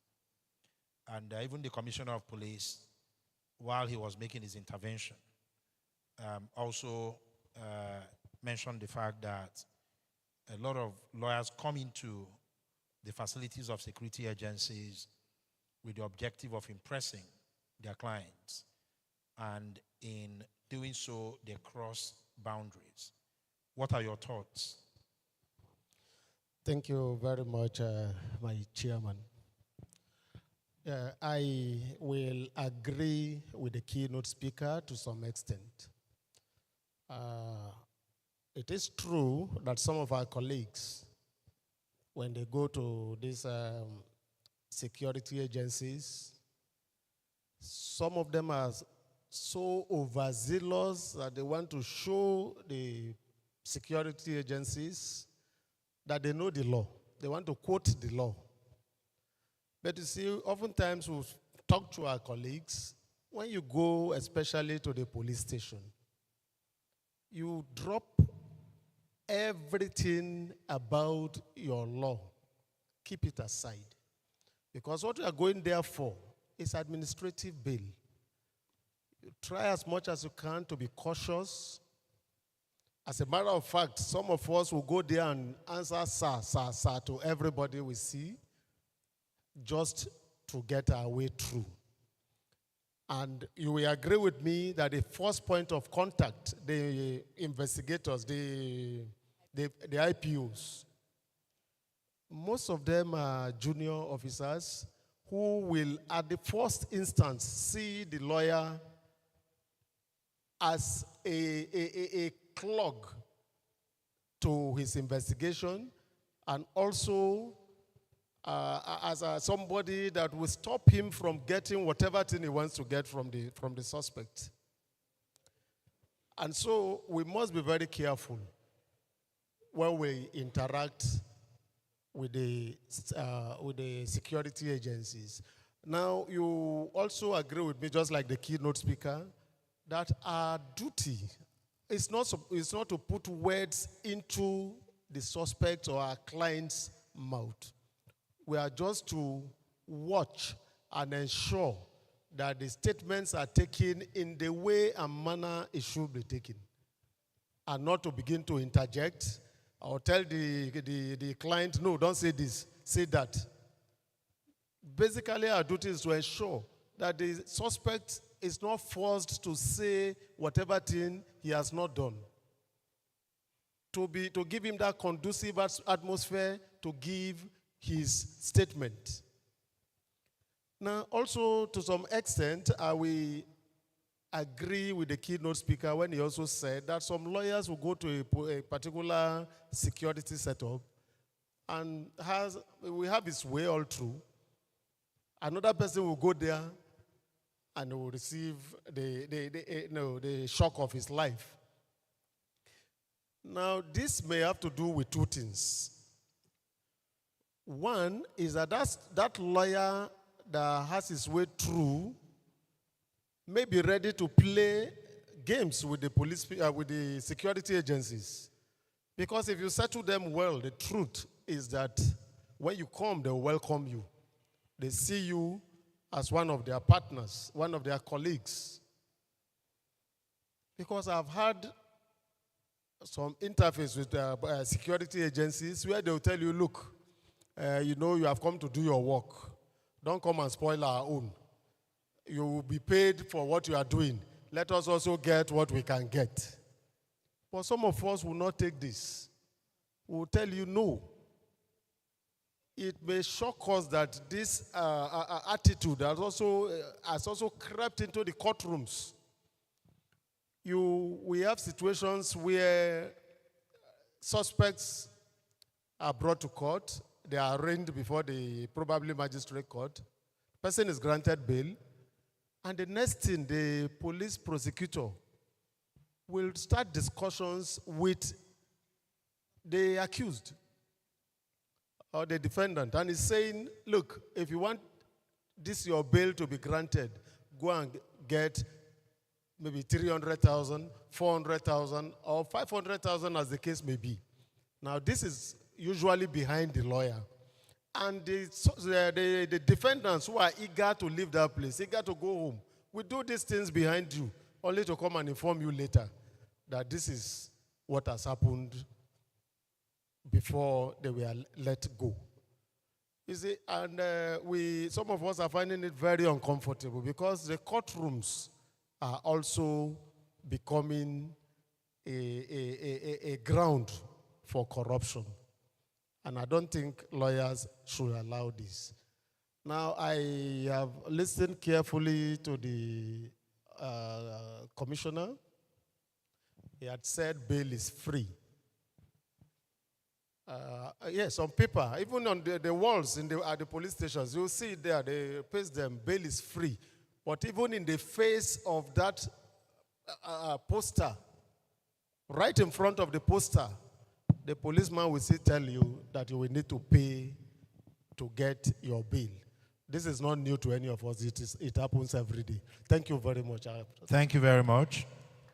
Let me come to you, Nba-Sarc, Mr. Chino Obiagu. When you were presenting the keynote address, you talked about the escalation when you find yourself in a potential conflict situation that you should de-escalate. But as a practical matter, accessing a senior police officer under those situations may not be very easy. I have had cases where, you're dealing with a junior officer, and then you want to escalate maybe to the DPO or the DCO, and you're not even allowed access to see the senior officer. In that kind of situation, how does someone de-escalate? Yes, thank you very much. Yeah, that's very good. That's very true, because the way a police officer who is at the counter will interact with me as a senior lawyer is not the way he will interact with a younger person. That is basically the truth. But also, the manner of approach is also very important. I think it's important, this issue of knowledge, training. Even the senior police officers, anybody, a senior police officer who is in charge of police station, should make himself accessible. Most police stations, you see the DPO will write his phone number and paste it conspicuously at the entrance. So if a lawyer has a difficulty accessing DPO or DCO, he can just copy the phone number if you have it there and send a text message or call the DPO. I think most times, if a DPO, it will only be in an exceptional case that a DPO will see a call from a lawyer or a text message, say, please, I need your attention, I will not respond. And I'm not saying, I'm not holding brief for but those middle level officers, from my own personal experience, very, very cordial when it comes to approach, once the approach is correct. So, and then secondly is the branches. If also we have this security agencies relation committee at branch level, when any lawyer has issue with any police station, you can call your colleague, your senior colleague in the branch who can intervene and be able to solve it. But interaction and continuous exchange of information is very important. Thank you very much. Thank you very much. Thank you very much, Nba-Sarc. So I come to you, the representative of the DSS, and I think you'll be surprised if we ended this conversation without bringing up the issue of one of our colleagues, Mr. Pius Awoke. But before I go to him, let me provide some context for my question. A lot of people believe that a great deal of the issues between security agencies and lawyers arise from the fact that coming out of military rule, our security agencies have not properly understood the concept of the rule of law. Right? So within that context, I ask you, what is the justification, if any, for a security agency to arrest a citizen? I'm not even talking about a lawyer. Arrest a citizen, any citizen at all, and keep that citizen in detention without trial for 3 years. What is the justification for that?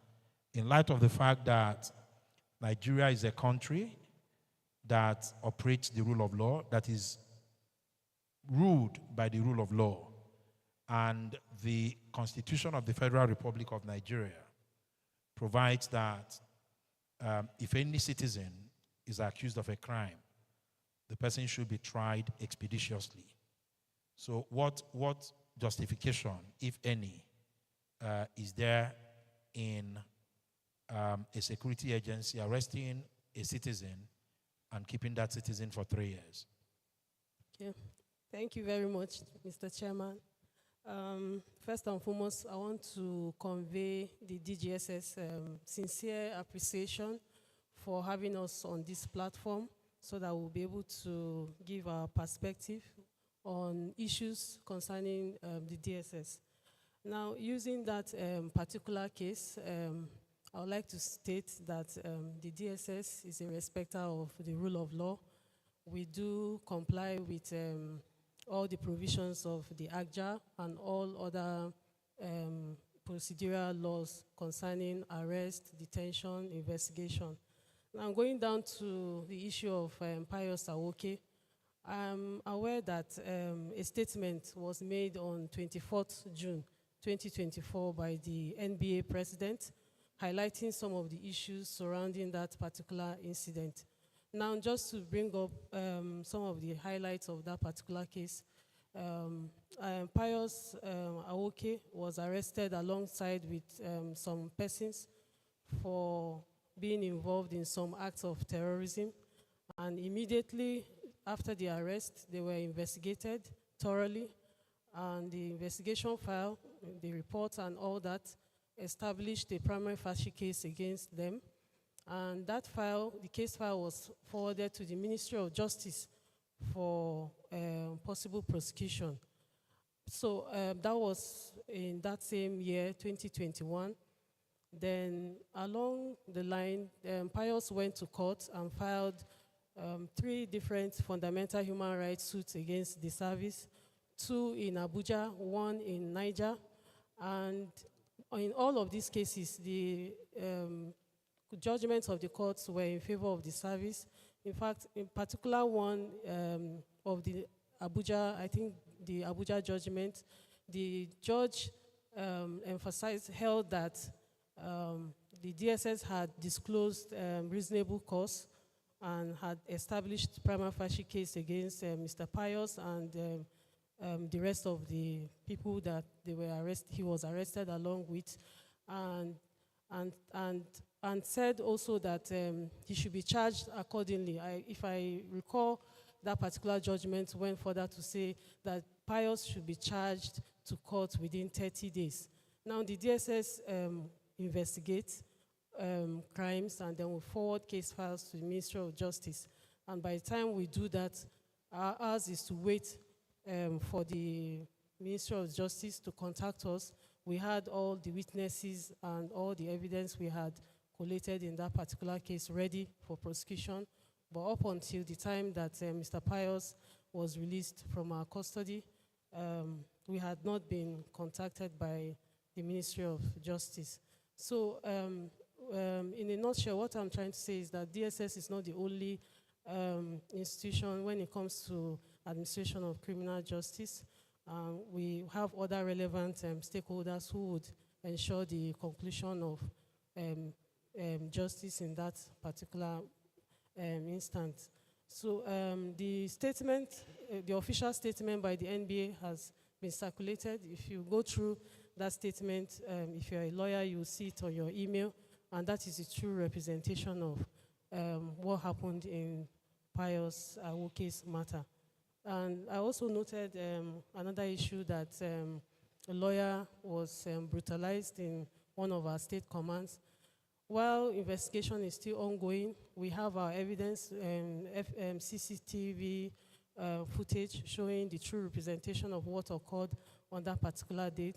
And I know also the NBA is involved in the investigation of this same matter, so I would be constrained to say further on that until the outcome of that investigation. But we do have CCTV footage of that issue that happened to that particular lawyer. I want to reiterate honestly that just like the Commissioner of Police stated, that we want to appeal to lawyers whenever you come into our facility, please be patient with our standard procedures. Yes, this is because DSS is a protected place. It's a place that there are SOPs everywhere you go. Even us, if I go to work today, I have to submit myself to some of these standard procedures. It's not intended in any way to infringe on your rights. It's to ensure, we have to balance human rights and national security because the two go side by side. So in a nutshell, the DSS frowns at any inhuman, degrading treatment of anybody, not just lawyers. Even the suspects are accorded their due respect. They are accorded all the rights and all. In fact, the anti-torture law 2017, we ensure the implementation of that particular law within our facility because we know the implications and we know that it's a constitutional right of the suspects to be accorded all their respect whenever they come into our facility. So once again, thank you for this opportunity. Thank you very much. And we're going to get to the point where we'll take interventions from the audience. But on this issue, particularly the issue of Pius Awoke, do you not agree that at the very minimum, there was a total failure institutional failure, which resulted in adverse consequences for the victim. You did mention the judgments that were delivered by the courts, and my committee had the opportunity to review those judgments. There were 3 of those judgments. The very first one that was delivered by a court in Minna found that the action was an abuse of court process because of the 2 other suits that were pending in Abuja. One of the 2 cases in Abuja was dismissed for misjoinder of causes of action because Pius Owoke, that action was filed on his behalf and on behalf of, I think, 11 or 12 other people. But the one that you focused on, which was the judgment of my Lord Justice A.R. Mohammed, as he then was, that judgment was delivered in 2023. And the judge, although the judge found, as you said, that there was a legitimate basis for his arrest and detention, the court was very clear that Pius Owoke should be charged to court within 30 days. That did not happen. He continued in detention for more than 1 year after that judgment. Obviously, that cannot be right. Whichever way, it can't happen in a country where we say we're observing the rule of law. Whether it was something that happened between your organization or the Ministry of Justice, the reality is that that ought not to happen. That should be totally unacceptable if we say we're observing the rule of law. And, you know, I'm happy we're having this conversation because one of the things that we're hoping to achieve through these town hall meetings, and by the way, I believe that these conversations will continue, even though we have done 3 town hall meetings in the 3 zones. I believe that these conversations should continue. And one of the things that we're hoping to achieve is to put in place processes and procedures that will ensure that, you know, this sort of thing does not happen.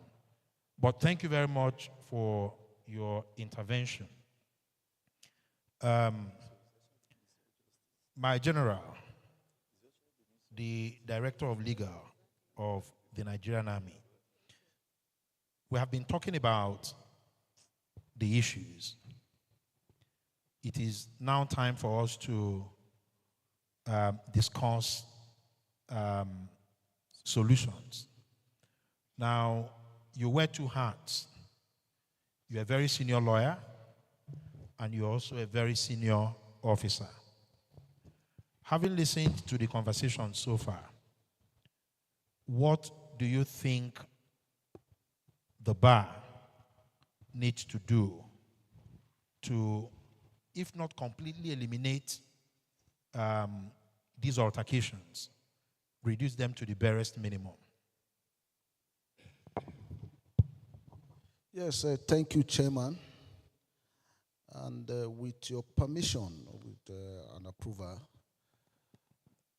speaking for the Nigerian Army and probably for the armed forces, with your permission, I would like to first outline the areas of this conflict from both sides before providing.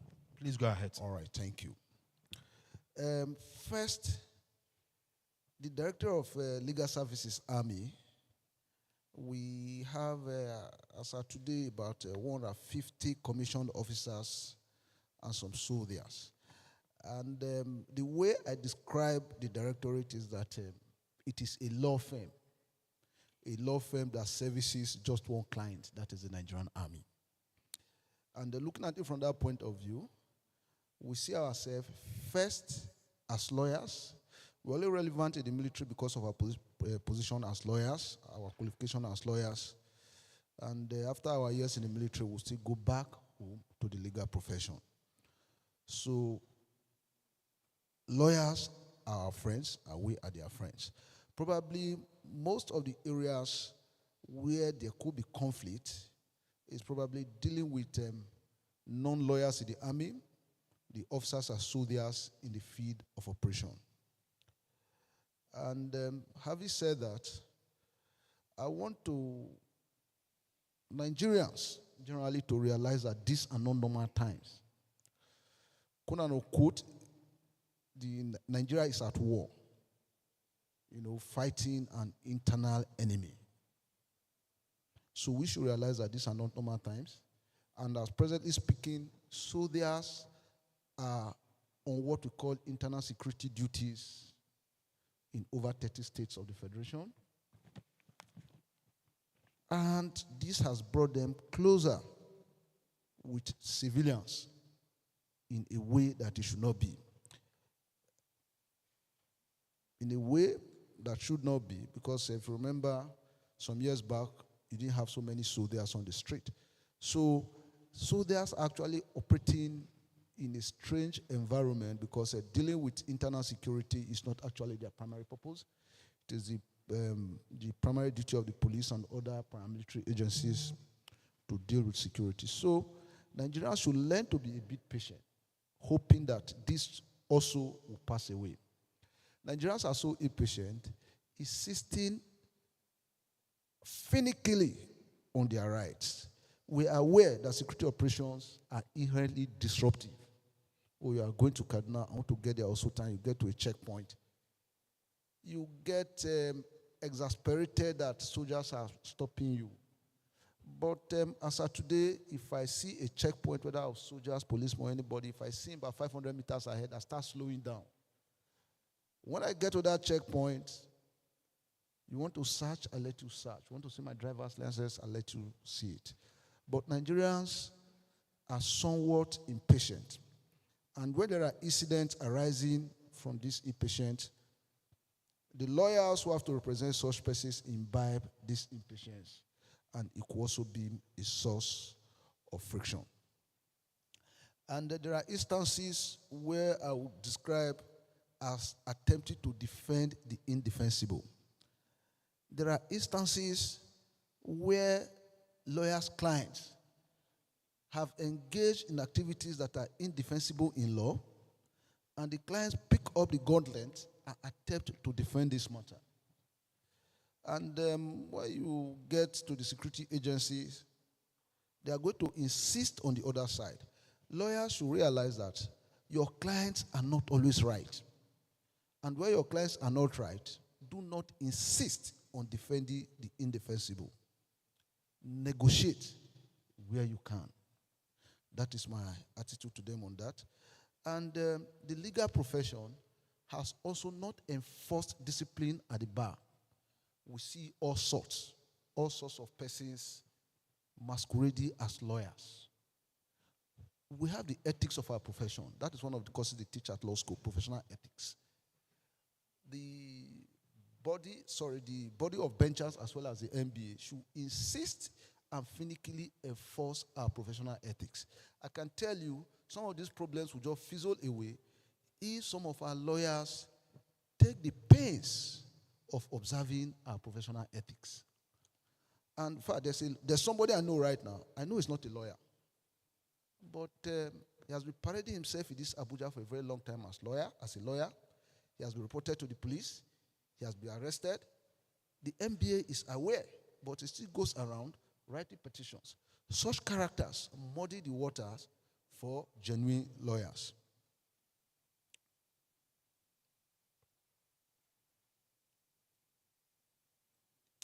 And also, even the lawyer's attitude. You find out that some lawyers actually believe that the use of unquote with respect or quote a bad language is the language of advocacy. No. If you have a case, make it in a lawyerly, polite language. Sometimes I sit down in my office, you see a petition, the heading alone is half a page. And it begins with bad language. You are writing to the chief of army staff that I'm writing you this petition knowing that in your characteristic manner you will disobey. And such a petition is brought to me. It immediately, instinctively put me on the antagonistic mode. Who is this lawyer writing to the chief of army staff this way? But you can pass the same message in a very polite way. Sometimes you look at some petition, you immediately become antagonistic. Sometimes there are others. The tone of it, you immediately want to know how can this problem be solved. So make your case in a polite way. You are not the aggrieved client. You are just his mouthpiece. So employ lawyerly language. And sometimes even some lawyers, their attitude. I remember one of my first attractions as a very young man to the legal profession was a lawyer I saw in Benin High Court. I still have that image in my mind. His collar was snow white. His suit, his shoes, sparkling. That is what a lawyer should look like. But these days, lawyers come to your office. The man is wearing an orange tie. He's wearing a green suit.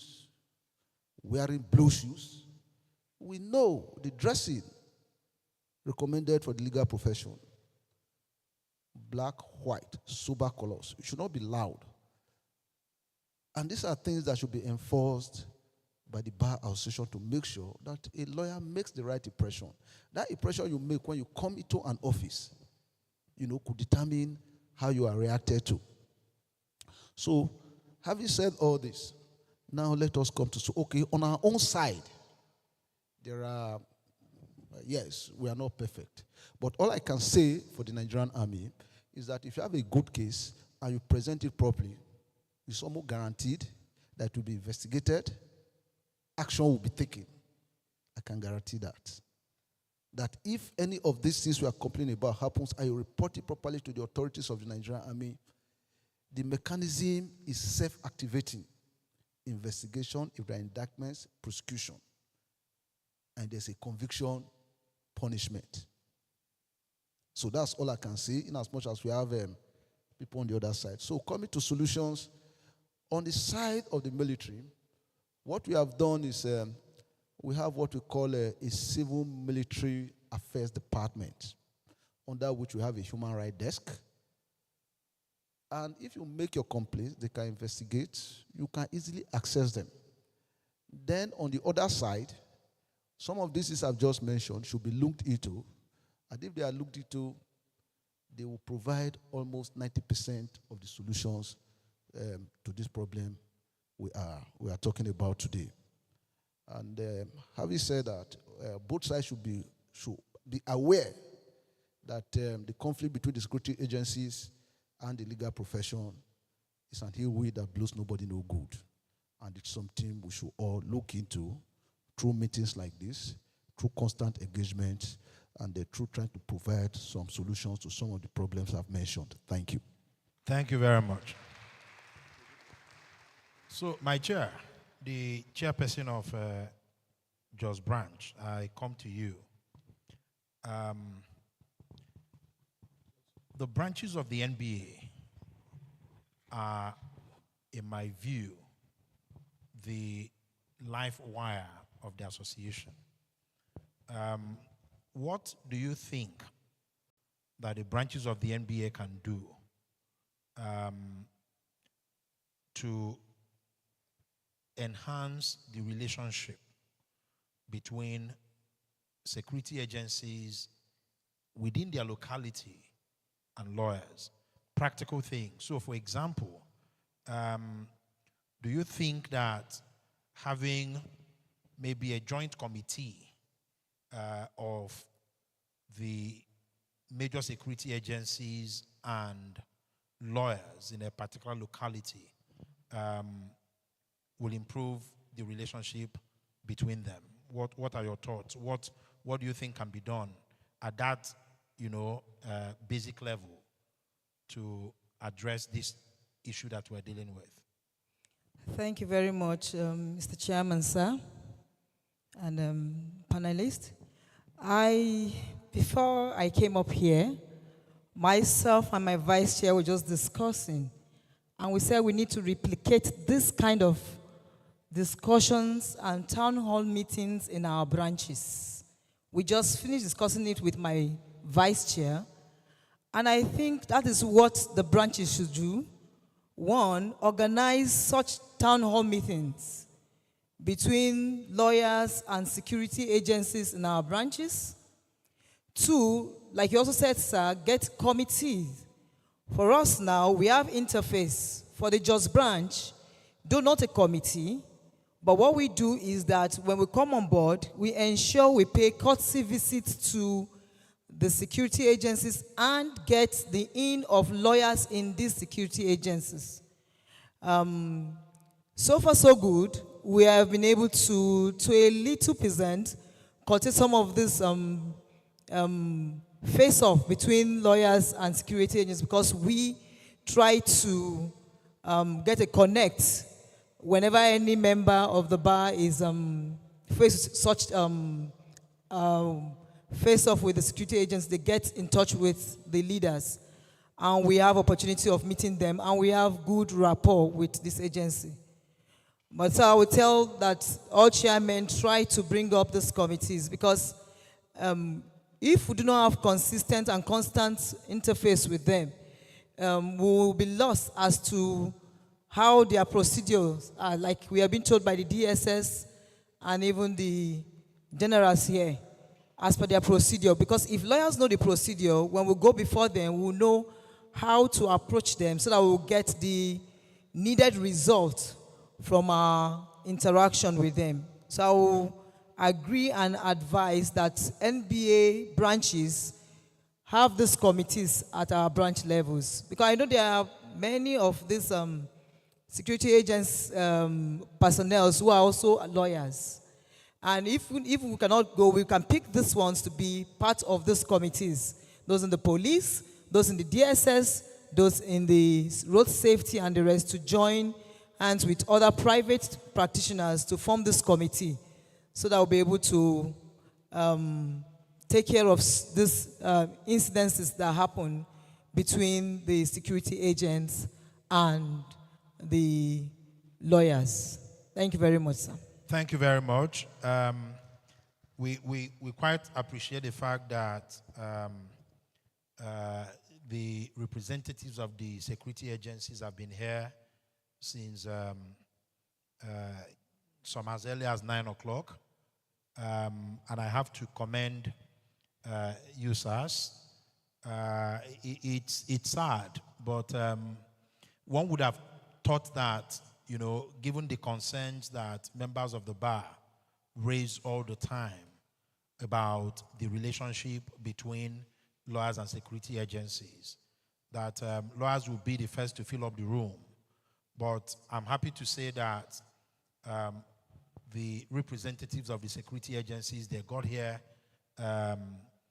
very early, and we would not want to keep them here for longer than necessary. So we're trying to round off by 1 o'clock, just in another few minutes.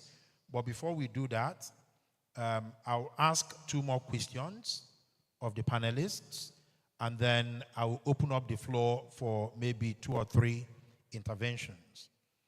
So I come to you, Mrs. Amade Mary Iyoma, representing the Director of Directorate of Road Transport Services. And it's the same question that I asked General Musa Seidu.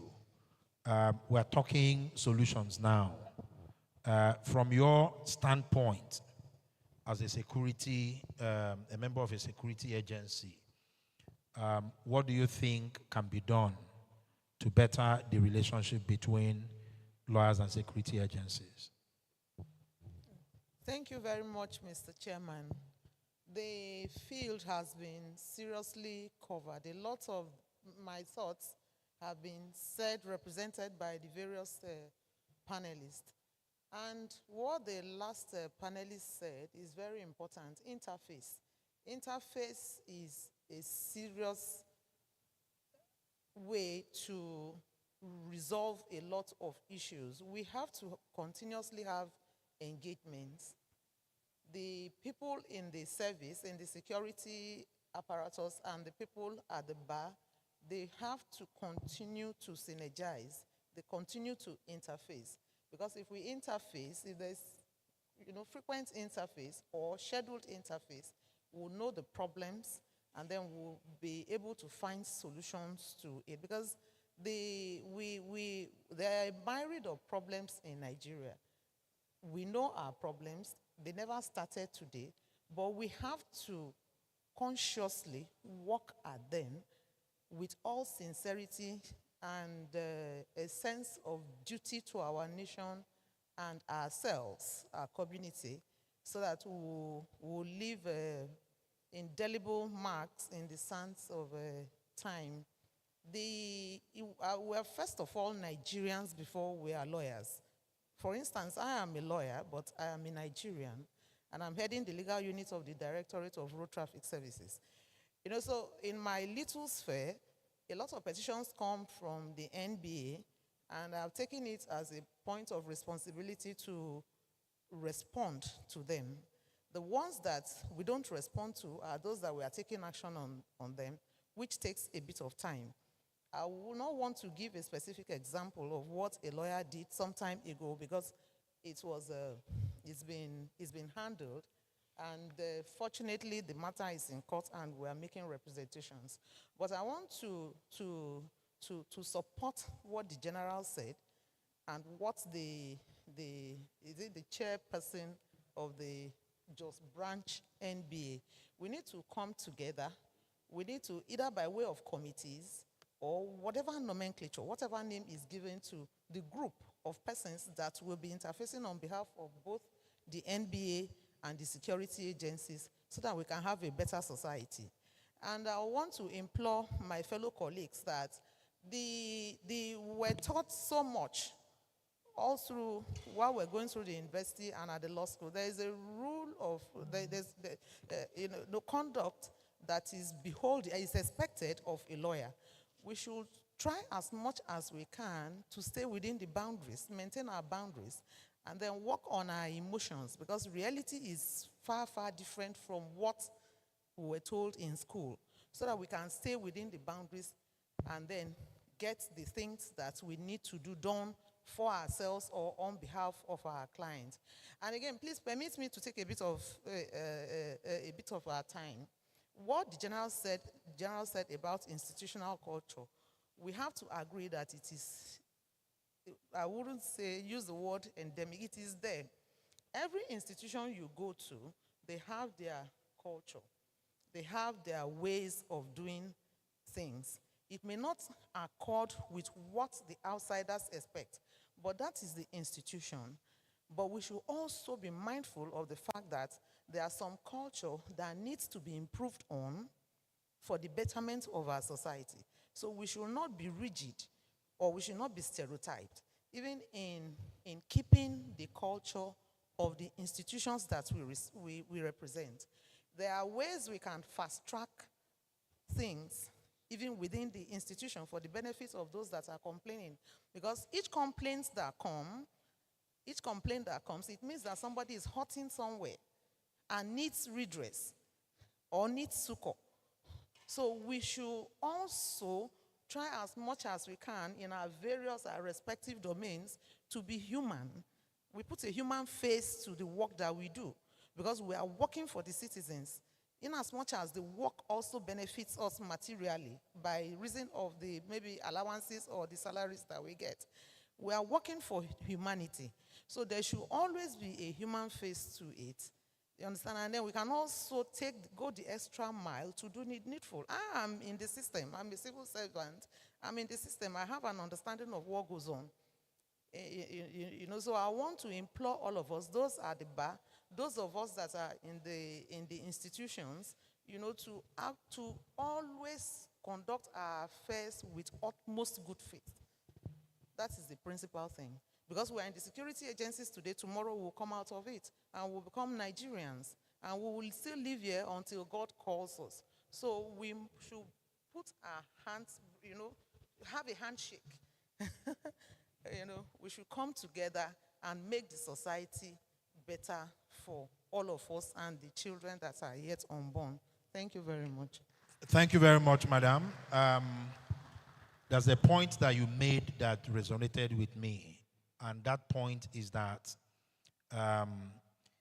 institutional culture, just like every other culture, should be dynamic, and it should be tailored towards, because if you have an understanding that even as a security agency, you're serving the public, you're providing service to the public, then culture should evolve, and be tailored to the provision of the service to the public.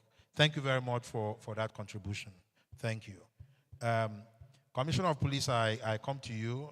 I'm going to be asking you the final question before I asked Mr. Chinobiagu to give his final thoughts.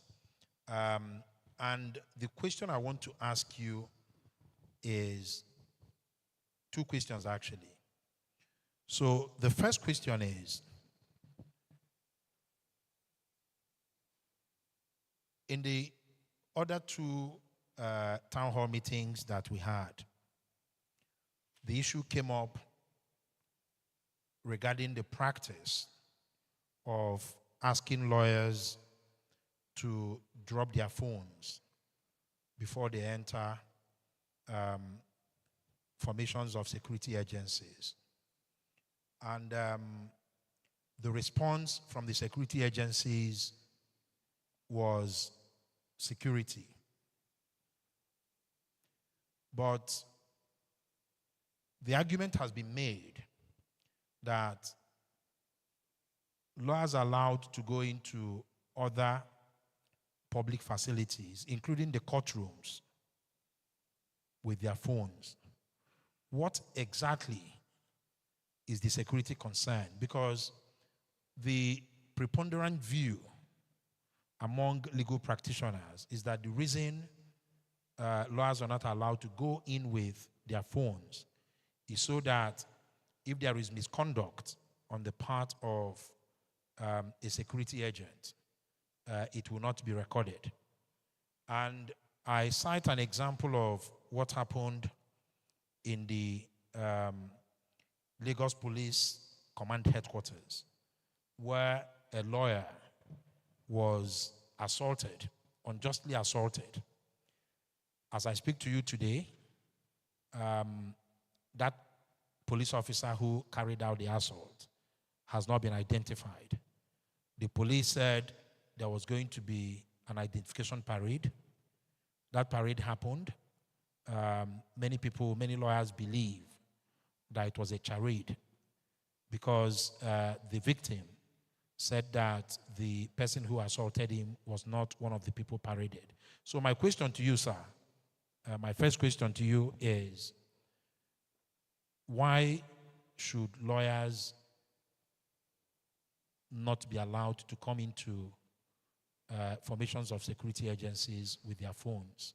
That's number one. Number two, I want your practical advice, because it's important we identify the conflict, the trigger points for the conflict that we're talking about. So if, as a lawyer, I have been told that bail is free, and I've applied for the bail of a client, we have met the conditions, but an officer is asking for money, and I don't want to give money, and there's an issue, and I try to come and see the commissioner of police, and I'm told that I do not have an appointment, and his number is not displayed on his door. What should I do as a practical matter? Thank you. Thank you so much. First of all, I wanted to correct what the Attorney General representative said. There is no office in police called SAS. SAS does not exist again in police. Very importantly. Two, The issue of asking some lawyers is not lawyers per se. There's nothing that distinguishes a lawyer from him as a soldier and from me as a policeman. If there's any law or instruction of general application, there will be no exception. Cure ED. Don't be like a Nigerian who, if he complains case to a policeman in the station, he will like the policeman to use the sledgehammer to kill the person he complained the case against. That is what is working in Nigerian's mind. But if somebody else comes to the same police station to complain case against him, he will want you to treat him like a VIP. That's the mentality of a Nigerian. So don't be it, please. There's nothing exceptionally when there is law of general instruction that exempts a lawyer from not complying. That's what you are trying to ask me. Please, if there is issue of threat to national security, if there is issue of threat to national security, there is no exemption. I can ask to drop my phone. I do. There was a time before you enter the bank, you drop your phones outside. Why? Does it mean lawyers must be exempted from dropping their phone before entering the bank? They should enter the bank with their phone. What I asked them for. Please, if there's any instruction of general application, it goes generally. No exemption, except otherwise proven or otherwise re-instructed. 3, it's just like when they said, during the time of bombing, this is the church or mosque. You park your car in the field. Everybody should park his car in the field. Why? Because we know that cars, as at that time, becomes danger to people's lives because bomb can be planted in it. Why can't you allow a lawyer to drive into the church now or closer to the church because he's a lawyer? No, please. When there is issue of general instruction and general abdication, abide by it. All of us are law, no person is above the law. Thank you so much. Thirdly, the second question, sir. I'll come to you. I'm going to that place. The second question is about what will happen in Lagos. In Abuja here, you can see me even in television. I give my phone number. And because I give my phone number, I give other person's phone number. If you are here as you are talking to me, you don't have police emergency line, you are in danger. It's not my line. We have about 5 police emergency lines.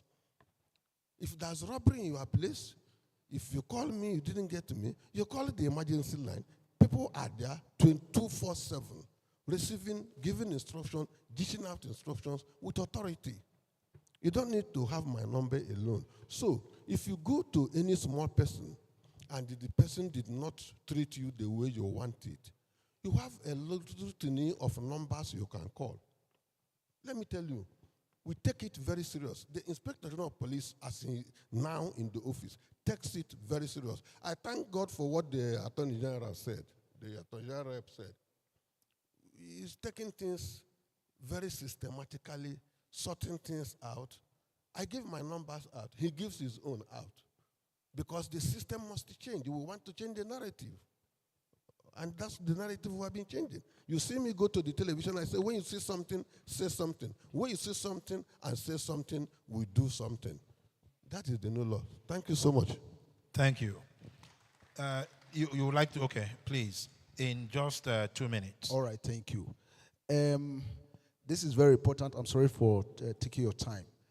This is the area where the Nigerian military, especially the Nigerian army, interacts more with civilian legal practitioners.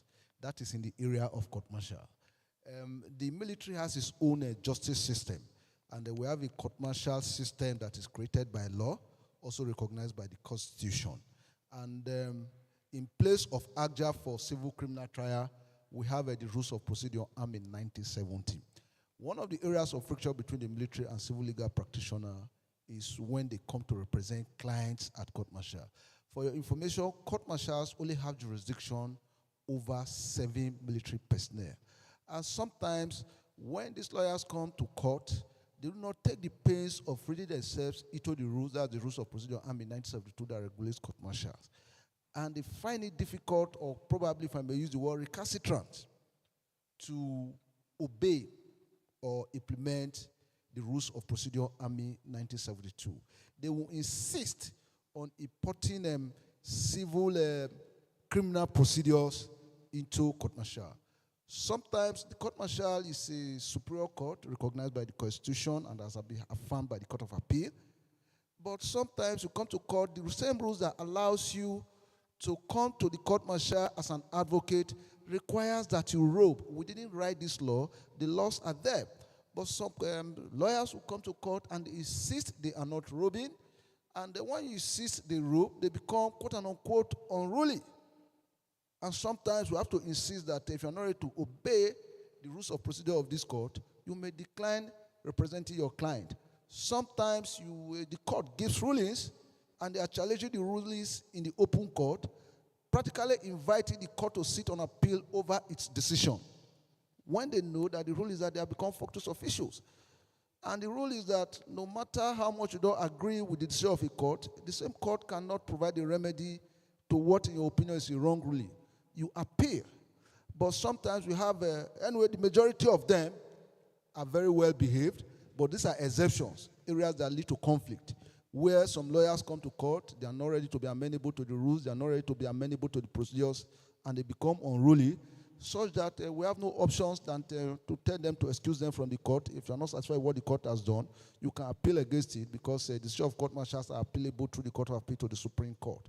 So this is an area, a point of friction. And the answer, the solution is simply obey the rules of court, and if you are not satisfied with the decision of the court, you appeal to the highest appellate body. Thank you. Thank you very much. So I will take 2 interventions from the audience. Yes, my sister. Any other? I said 2. Oh, please, my apologies. While the panel discussion was going on, the first vice president of the Nigerian Bar Association, Mrs. Linda Rose Bala, walked into the room. Mrs. Bala, thank you very much. Thank you very much for coming. And in deference to her and her office, I'll give her the opportunity to make the first intervention. Please, General, can I have the microphone? Okay, there's one.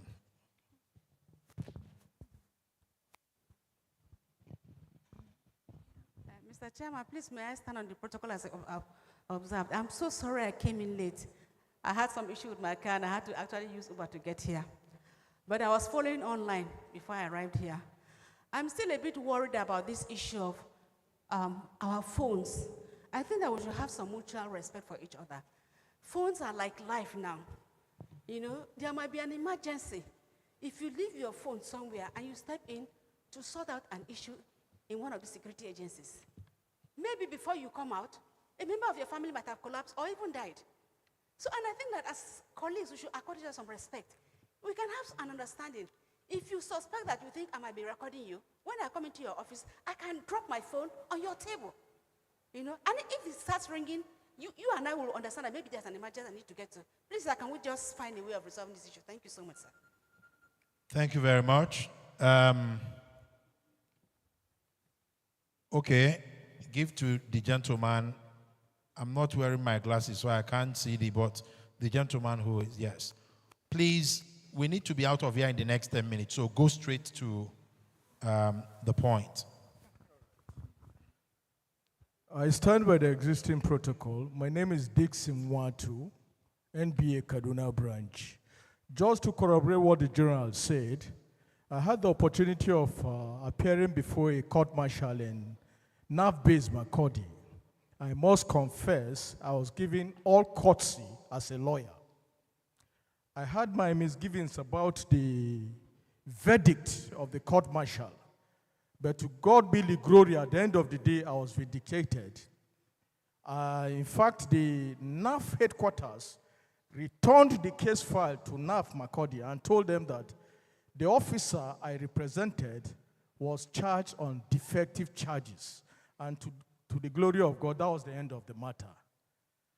And interestingly, true, I grew up in the barracks too. Thank you so much. Thank you very much. Give to the lady sitting in front of him. Please go straight to the point. Thank you, Mr. Chairman. Mine is on the issue of unethical conduct by us lawyers. I will not exclude us on the other side. There was an issue that some lawyers talk about alter or pay to alter statements. And I must say that that is something that is very unethical. And there's a lot we lawyers do. It doesn't stop there. It doesn't end in that. Some lawyers go to the extent of paying not you certain aspects of investigation, and which is bad, very bad. And it is initiated by us lawyers. And I think it is because we have lost the sight of our roles as lawyers, that justice should, the role of our of the lawyers, that justice is to ensure that justice is done at all times and not bought for our clients. So we need to reorientate ourselves to that belief, because we must not win all cases at all times. Even we as security agencies, we mustn't win at all times. Let the facts speak, and let the judge decide based on the facts available. Nothing should be hidden, and nothing, should be hidden. And that is why some of the things we have outside, insecurities, are still persisting. Because when we do those things, at the end of the day, the person is let off.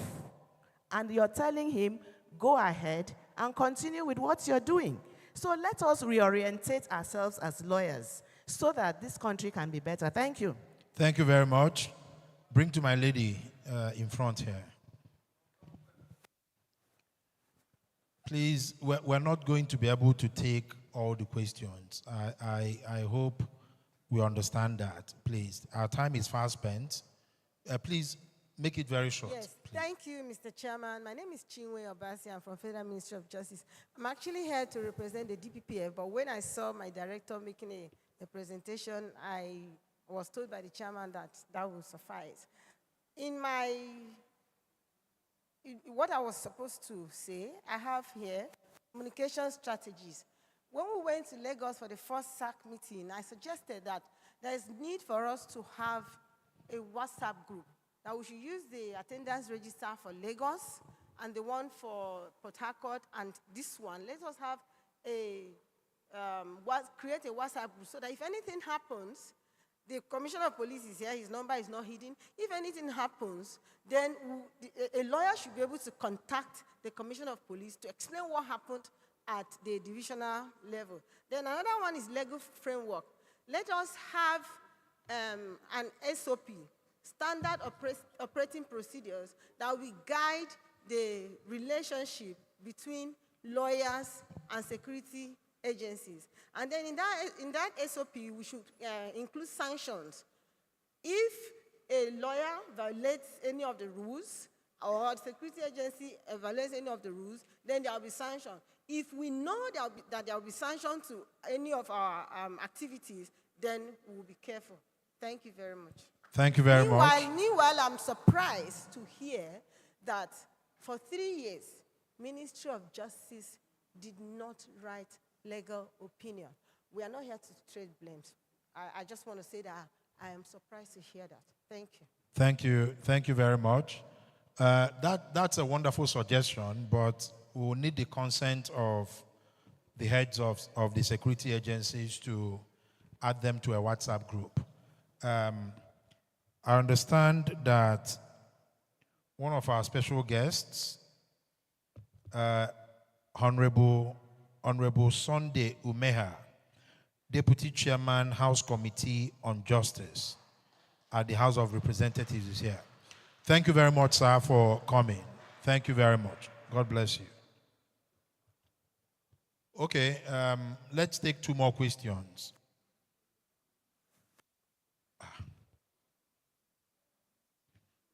Go to the back. We'll take one from there, and we'll take one from here, and we give to the gentleman wearing white. Thank you so much, sir. My name is Ayodele. The Commissioner of Police said something about national security, and I've been trying to brainstorm as to how our mobile phone can contribute to national security. The experience that we lawyers face in police stations is enormous, and we can't quantify how important our mobile phone is. The first Vice President said something about how to do it. Is part of our life. And if there's a way we can find, the NBA can find a way to synergize with Nigeria Police to find that means of us having our mobile phone with us in any of the police station and all the security agents that will enter as a lawyer, it will be a good fit. And I know that this is a big issue that NBA and lawyers particularly are battling with. I don't see the relation with our mobile phone contribute to any national security. Thank you very much. You've made the point. Give the gentleman at the back. Let's just keep it short so we can maybe take 2 more. Thank you, Leonard Silk. Let me start with my personal experiences with the security agencies. The police, especially. Please make it fast. All right, please. all right. Okay, let me just put it in a nutshell. My own is that PA is not to us. That's hell in the hands of the security agency. We can't hear you very well. What's wrong with the... What I'm saying is that the NBA is not doing enough to protect the lawyers. Yes, I am putting it now at the foot of the NBA. NBA should wake up because there are a lot of complaints. I myself, I have been assaulted at the police station. I was abducted by the police here in Abuja, and they were taking me to Port Harcourt until certain calls started coming in. They now had to drop me at Nasarawa Toto. I have been threatened. So NBA, you take issues, you discuss some issues, and then you know that nobody's going to do anything about it at the NBA. So my own is that please, NBA should wake up. Set examples like this issue of the SSS detaining a lawyer for over 3 years. I have been waiting for, in fact, I've been following that case. I want to know the end result of that case. I want examples. It can't be treated. Do you understand? The lawyer's life matters. Lawyer's life matters as well. So these security agencies are not giving us a fair deal at all. It's like the lawyers are endangered in Nigeria. That's my own. Thank you very much. Thank you. I think that question is directed. I think I'm the person to answer that question. So when you say that the NBA is not doing anything, what exactly do you mean? Because you said you were abducted. Did you lodge a complaint with the Nba-Sarc? We have hotlines that we circulated so that members of the bar in difficult situations can contact the Nba-Sarc. Did you do that? Or I did not. So if you did not, there was a reason for that. Hold on. You just admitted that you did not lodge a complaint with the Nba-Sarc. Yes. What was your reason? Okay. The organization I was working, still working, a citizen gavel. I made that complaint with them. Now, action. But then, fortunately, my client, whom I was representing when that thing happened, was scared for his security, for his safety. He said, "No, I should not take that matter." So, on what basis are you blaming the Okay, NBA? why when I'm saying this? There are other. Sorry. You just admitted that you did not. Since this committee came into place, we have taken a number of initiatives. One of the first things that the committee did was to publish hotlines, which were widely circulated. And we encouraged, even at NEC meetings where chairmen of branches were in attendance, those hotlines were shared. And the point was made that any lawyer in distress should contact the NBA through the committee.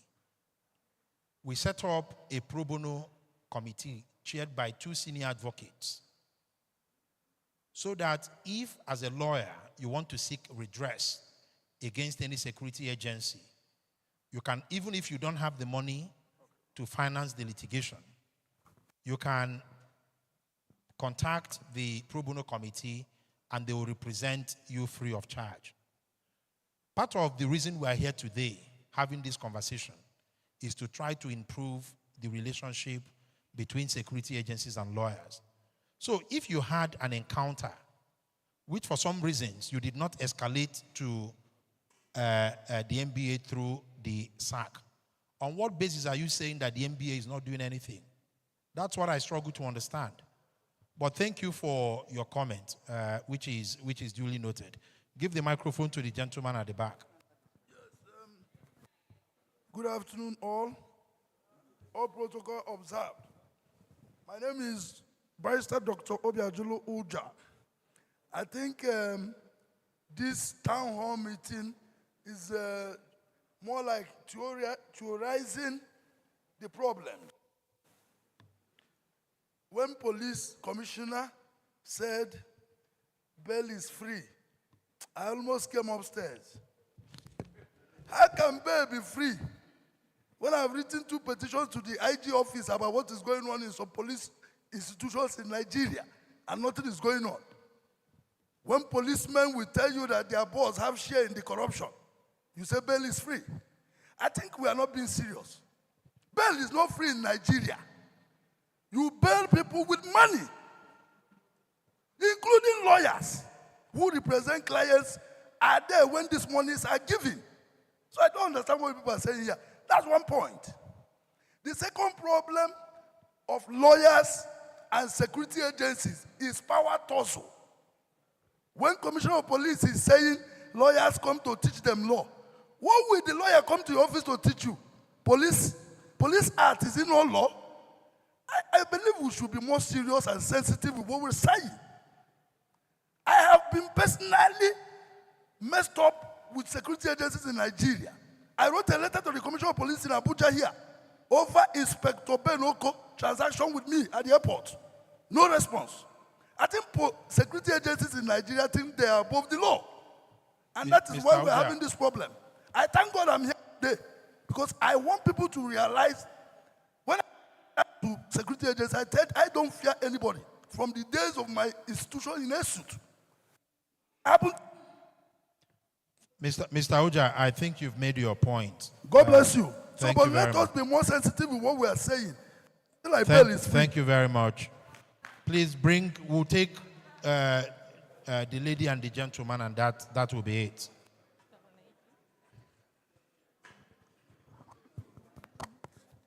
Wow. Yes, good afternoon. I'd like to stand on the existing protocol, and I would first and foremost thank the SAC committee for this beautiful outing. And I would like to suggest that the branches, it's very important for branches to replicate this town hall meeting. With that, there will be proper synergy. The issue of rivalry is always a problem. The lawyer, I'm a lawyer. The security officer, please, this is not this. And attitude too matters because, of course, we all go to law enforcement agencies. The way you relate with them brings out their own body language. When you go into a police station, you have a client there. You begin to interact and joke. You don't know, oh, Oga, so you have been transferred here. Oh, you are now here. Things like that. It helps. But there's one thing that I would love the commissioner to please assist us with. In Kaduna, couples, they were robbed in a particular jurisdiction in Kaduna. They're both lawyers. When she got to the police station 2 a.m. in the morning, on the counter, she was telling the officer, who is a woman, I've just been robbed my husband, our cars, everything, phone. Madam, drop 2,000 naira for file. I don't know what exactly the police are doing with that issue of form, 2,000 naira. It's a big problem. She said she doesn't have. I just told her I've been robbed. Do you know this lady just closed the entry book and told her, Madam, if you don't have them, what do you want me to do? How do we arrest or how do we stop this issue of wanting to collect 2,000 before a complaint is being taken down? That's our problem. Thank you. Thank you very much. And that will be the last. No. Give him the microphone. He will be the last. My chair, you will be the last. Thank you. I will be instructed by the Vice President to make an. I'm Dr. Muhammad Tukur Jibril. I'm the branch chairman of Nba-Sarc. And thank you. On the high table also, I see the Director of Legal Services, whom we also service at the Nigerian Army of School of Legal Services, Basawa. I have two issues to say very briefly. One, to my second jurisdiction, that is the legal service of the Nigerian Army. Honestly speaking, as a result of this insecurity, there's a lot of soldiers, especially young soldiers recruited from Depot Nigerian Army area into the Nigerian Army. Some of them along the way, they have a lot of court-martial cases. They were dumped in Sokoto at Giwa Barrack in Sokoto. Some of them are there for almost 2 years more than. Up to now, their court-martial has not been empaneled. And some of them, the court-martial was empaneled. You find out because there's weak cases against them, the people in the Nigerian Army Legal Services and some lawyers that they have contact from the private bar, they are stampeding them into entering into a plea bargain for reduction in rank. So please, I want the service to look at this case because a lot of people call me on the issue that most of them, they were forced to either accept reduction in rank as plea bargain or they will not be, their case will not be taken to the court-martial. The second issue I have is that the Honorable Commissioner of Police is a very institution. My chair, please. I'll round up, sir. I'll round up, sir, which you respect, and especially those also like criminal justice. However, most of the problem, as the officer said, is attitudinal from both lawyers and the police as an institution themselves. Most of the police officers see us as rivals. The moment a lawyer comes, it's like a co-wife being taken in a polygamous marriage. So there's this issue of we are just their rivals. The second issue is also the Commissioner of Police needs to leave. So please, in just 30 seconds. The second issue is also the lawyers. Our attitude at times, this issue of lawyer will come with so much hostility, even toward the service. If you are calm, you are gentle. At times, by being gentle, you get what you are. Thank you, Mr. Chairman. Thank you very much. So, just answer very quickly, and then the Commissioner of Police will answer. And I'm aware of the problem of probably prolonged detention of personnel awaiting trial. and we are addressing it. We are addressing it earnestly. Committees have been set up to visit the various divisions and find out the cases and those who can be released pending trial. On the issue of plea bargain, unlike AGJA, our rules of procedure do not contain express provision of plea bargain, but that has not disallowed it. So the issue is ultimately between the lawyer and his client to decide whether he believes the plea bargain is the best option in the circumstances. And if they take that decision and the court approves that decision, it is between the client, who is the service personnel, and this lawyer, so to say.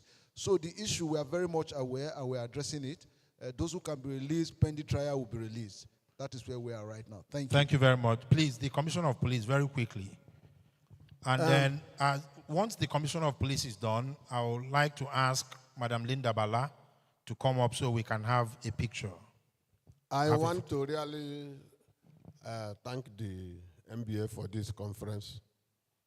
I have heard what some people are talking. Some of them are talking out of what they do not know. Where is the other man? He has run away. He's not shouting. That is why I told the NBA they should probe yourselves. After shouting, he ran away. That's the lawyers we have. And when this kind of person comes to police station, he will be shouting the same way he was shouting. He had finished running and carrying his bag and ran away. I was taking Ike for conference. I didn't know he didn't come for conference. And I want to answer my brother who said he was abducted. You see, mind so many things. If you are for arrest, there's nothing stopping you from being arrested. When these ones we are talking, if they dress like this and enter police station, you will not know that they're lawyers. Some of them can stand up and you assess them. Talk to yourselves. Look at two of them there.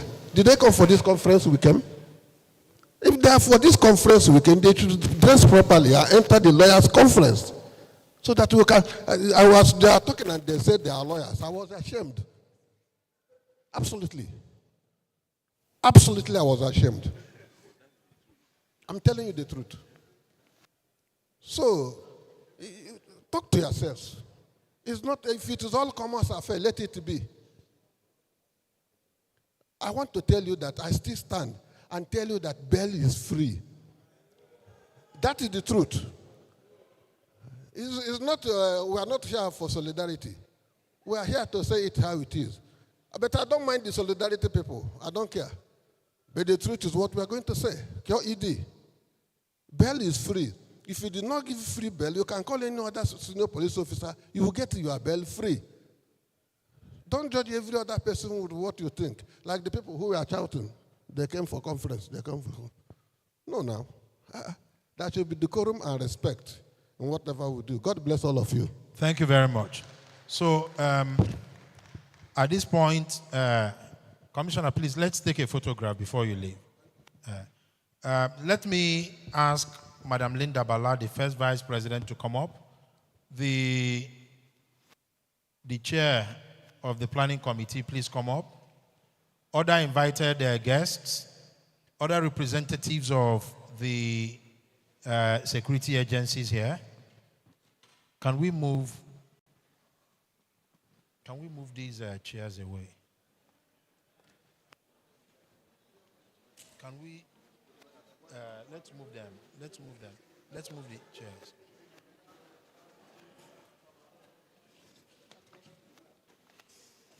Let's move the,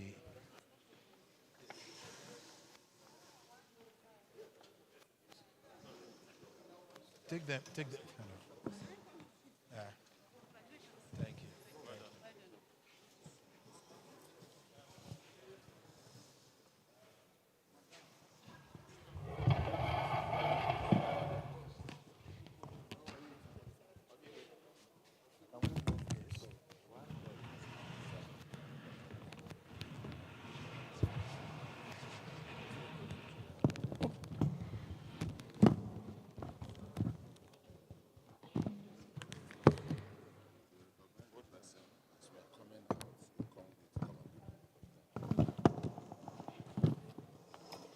It's been such a day, but I like to think that it's been worth every moment of it. We've heard talks from the NBA and the security agencies as well. Our voices have also been heard, and we look forward to a harmonious relationship between the two bodies. And I would like to recognize Madam Rashidat Mohammed, who is the chairman for Nba-Sarc branch. A round of applause for her, ladies and gentlemen. Thank you so much, madam, for being here. It's been such a day. And I'd also like to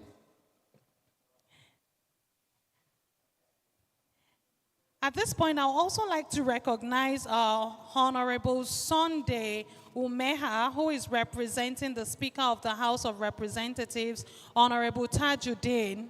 A round of applause for him, please. And this is what we have for you for the NBA Security Agency Relations Committee.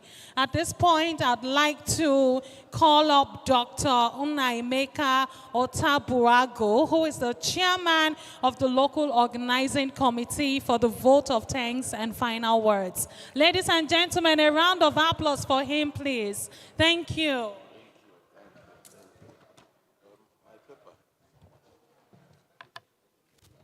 And I'd like to announce that a car vehicle, ABJ21HU, it's a Toyota Camry, which is black in color. Please kindly repark because you are obstructing someone else from going away. So please, ABJ21HU, please kindly go repark your Toyota Camry, which is black in color. Thank you. Thank you.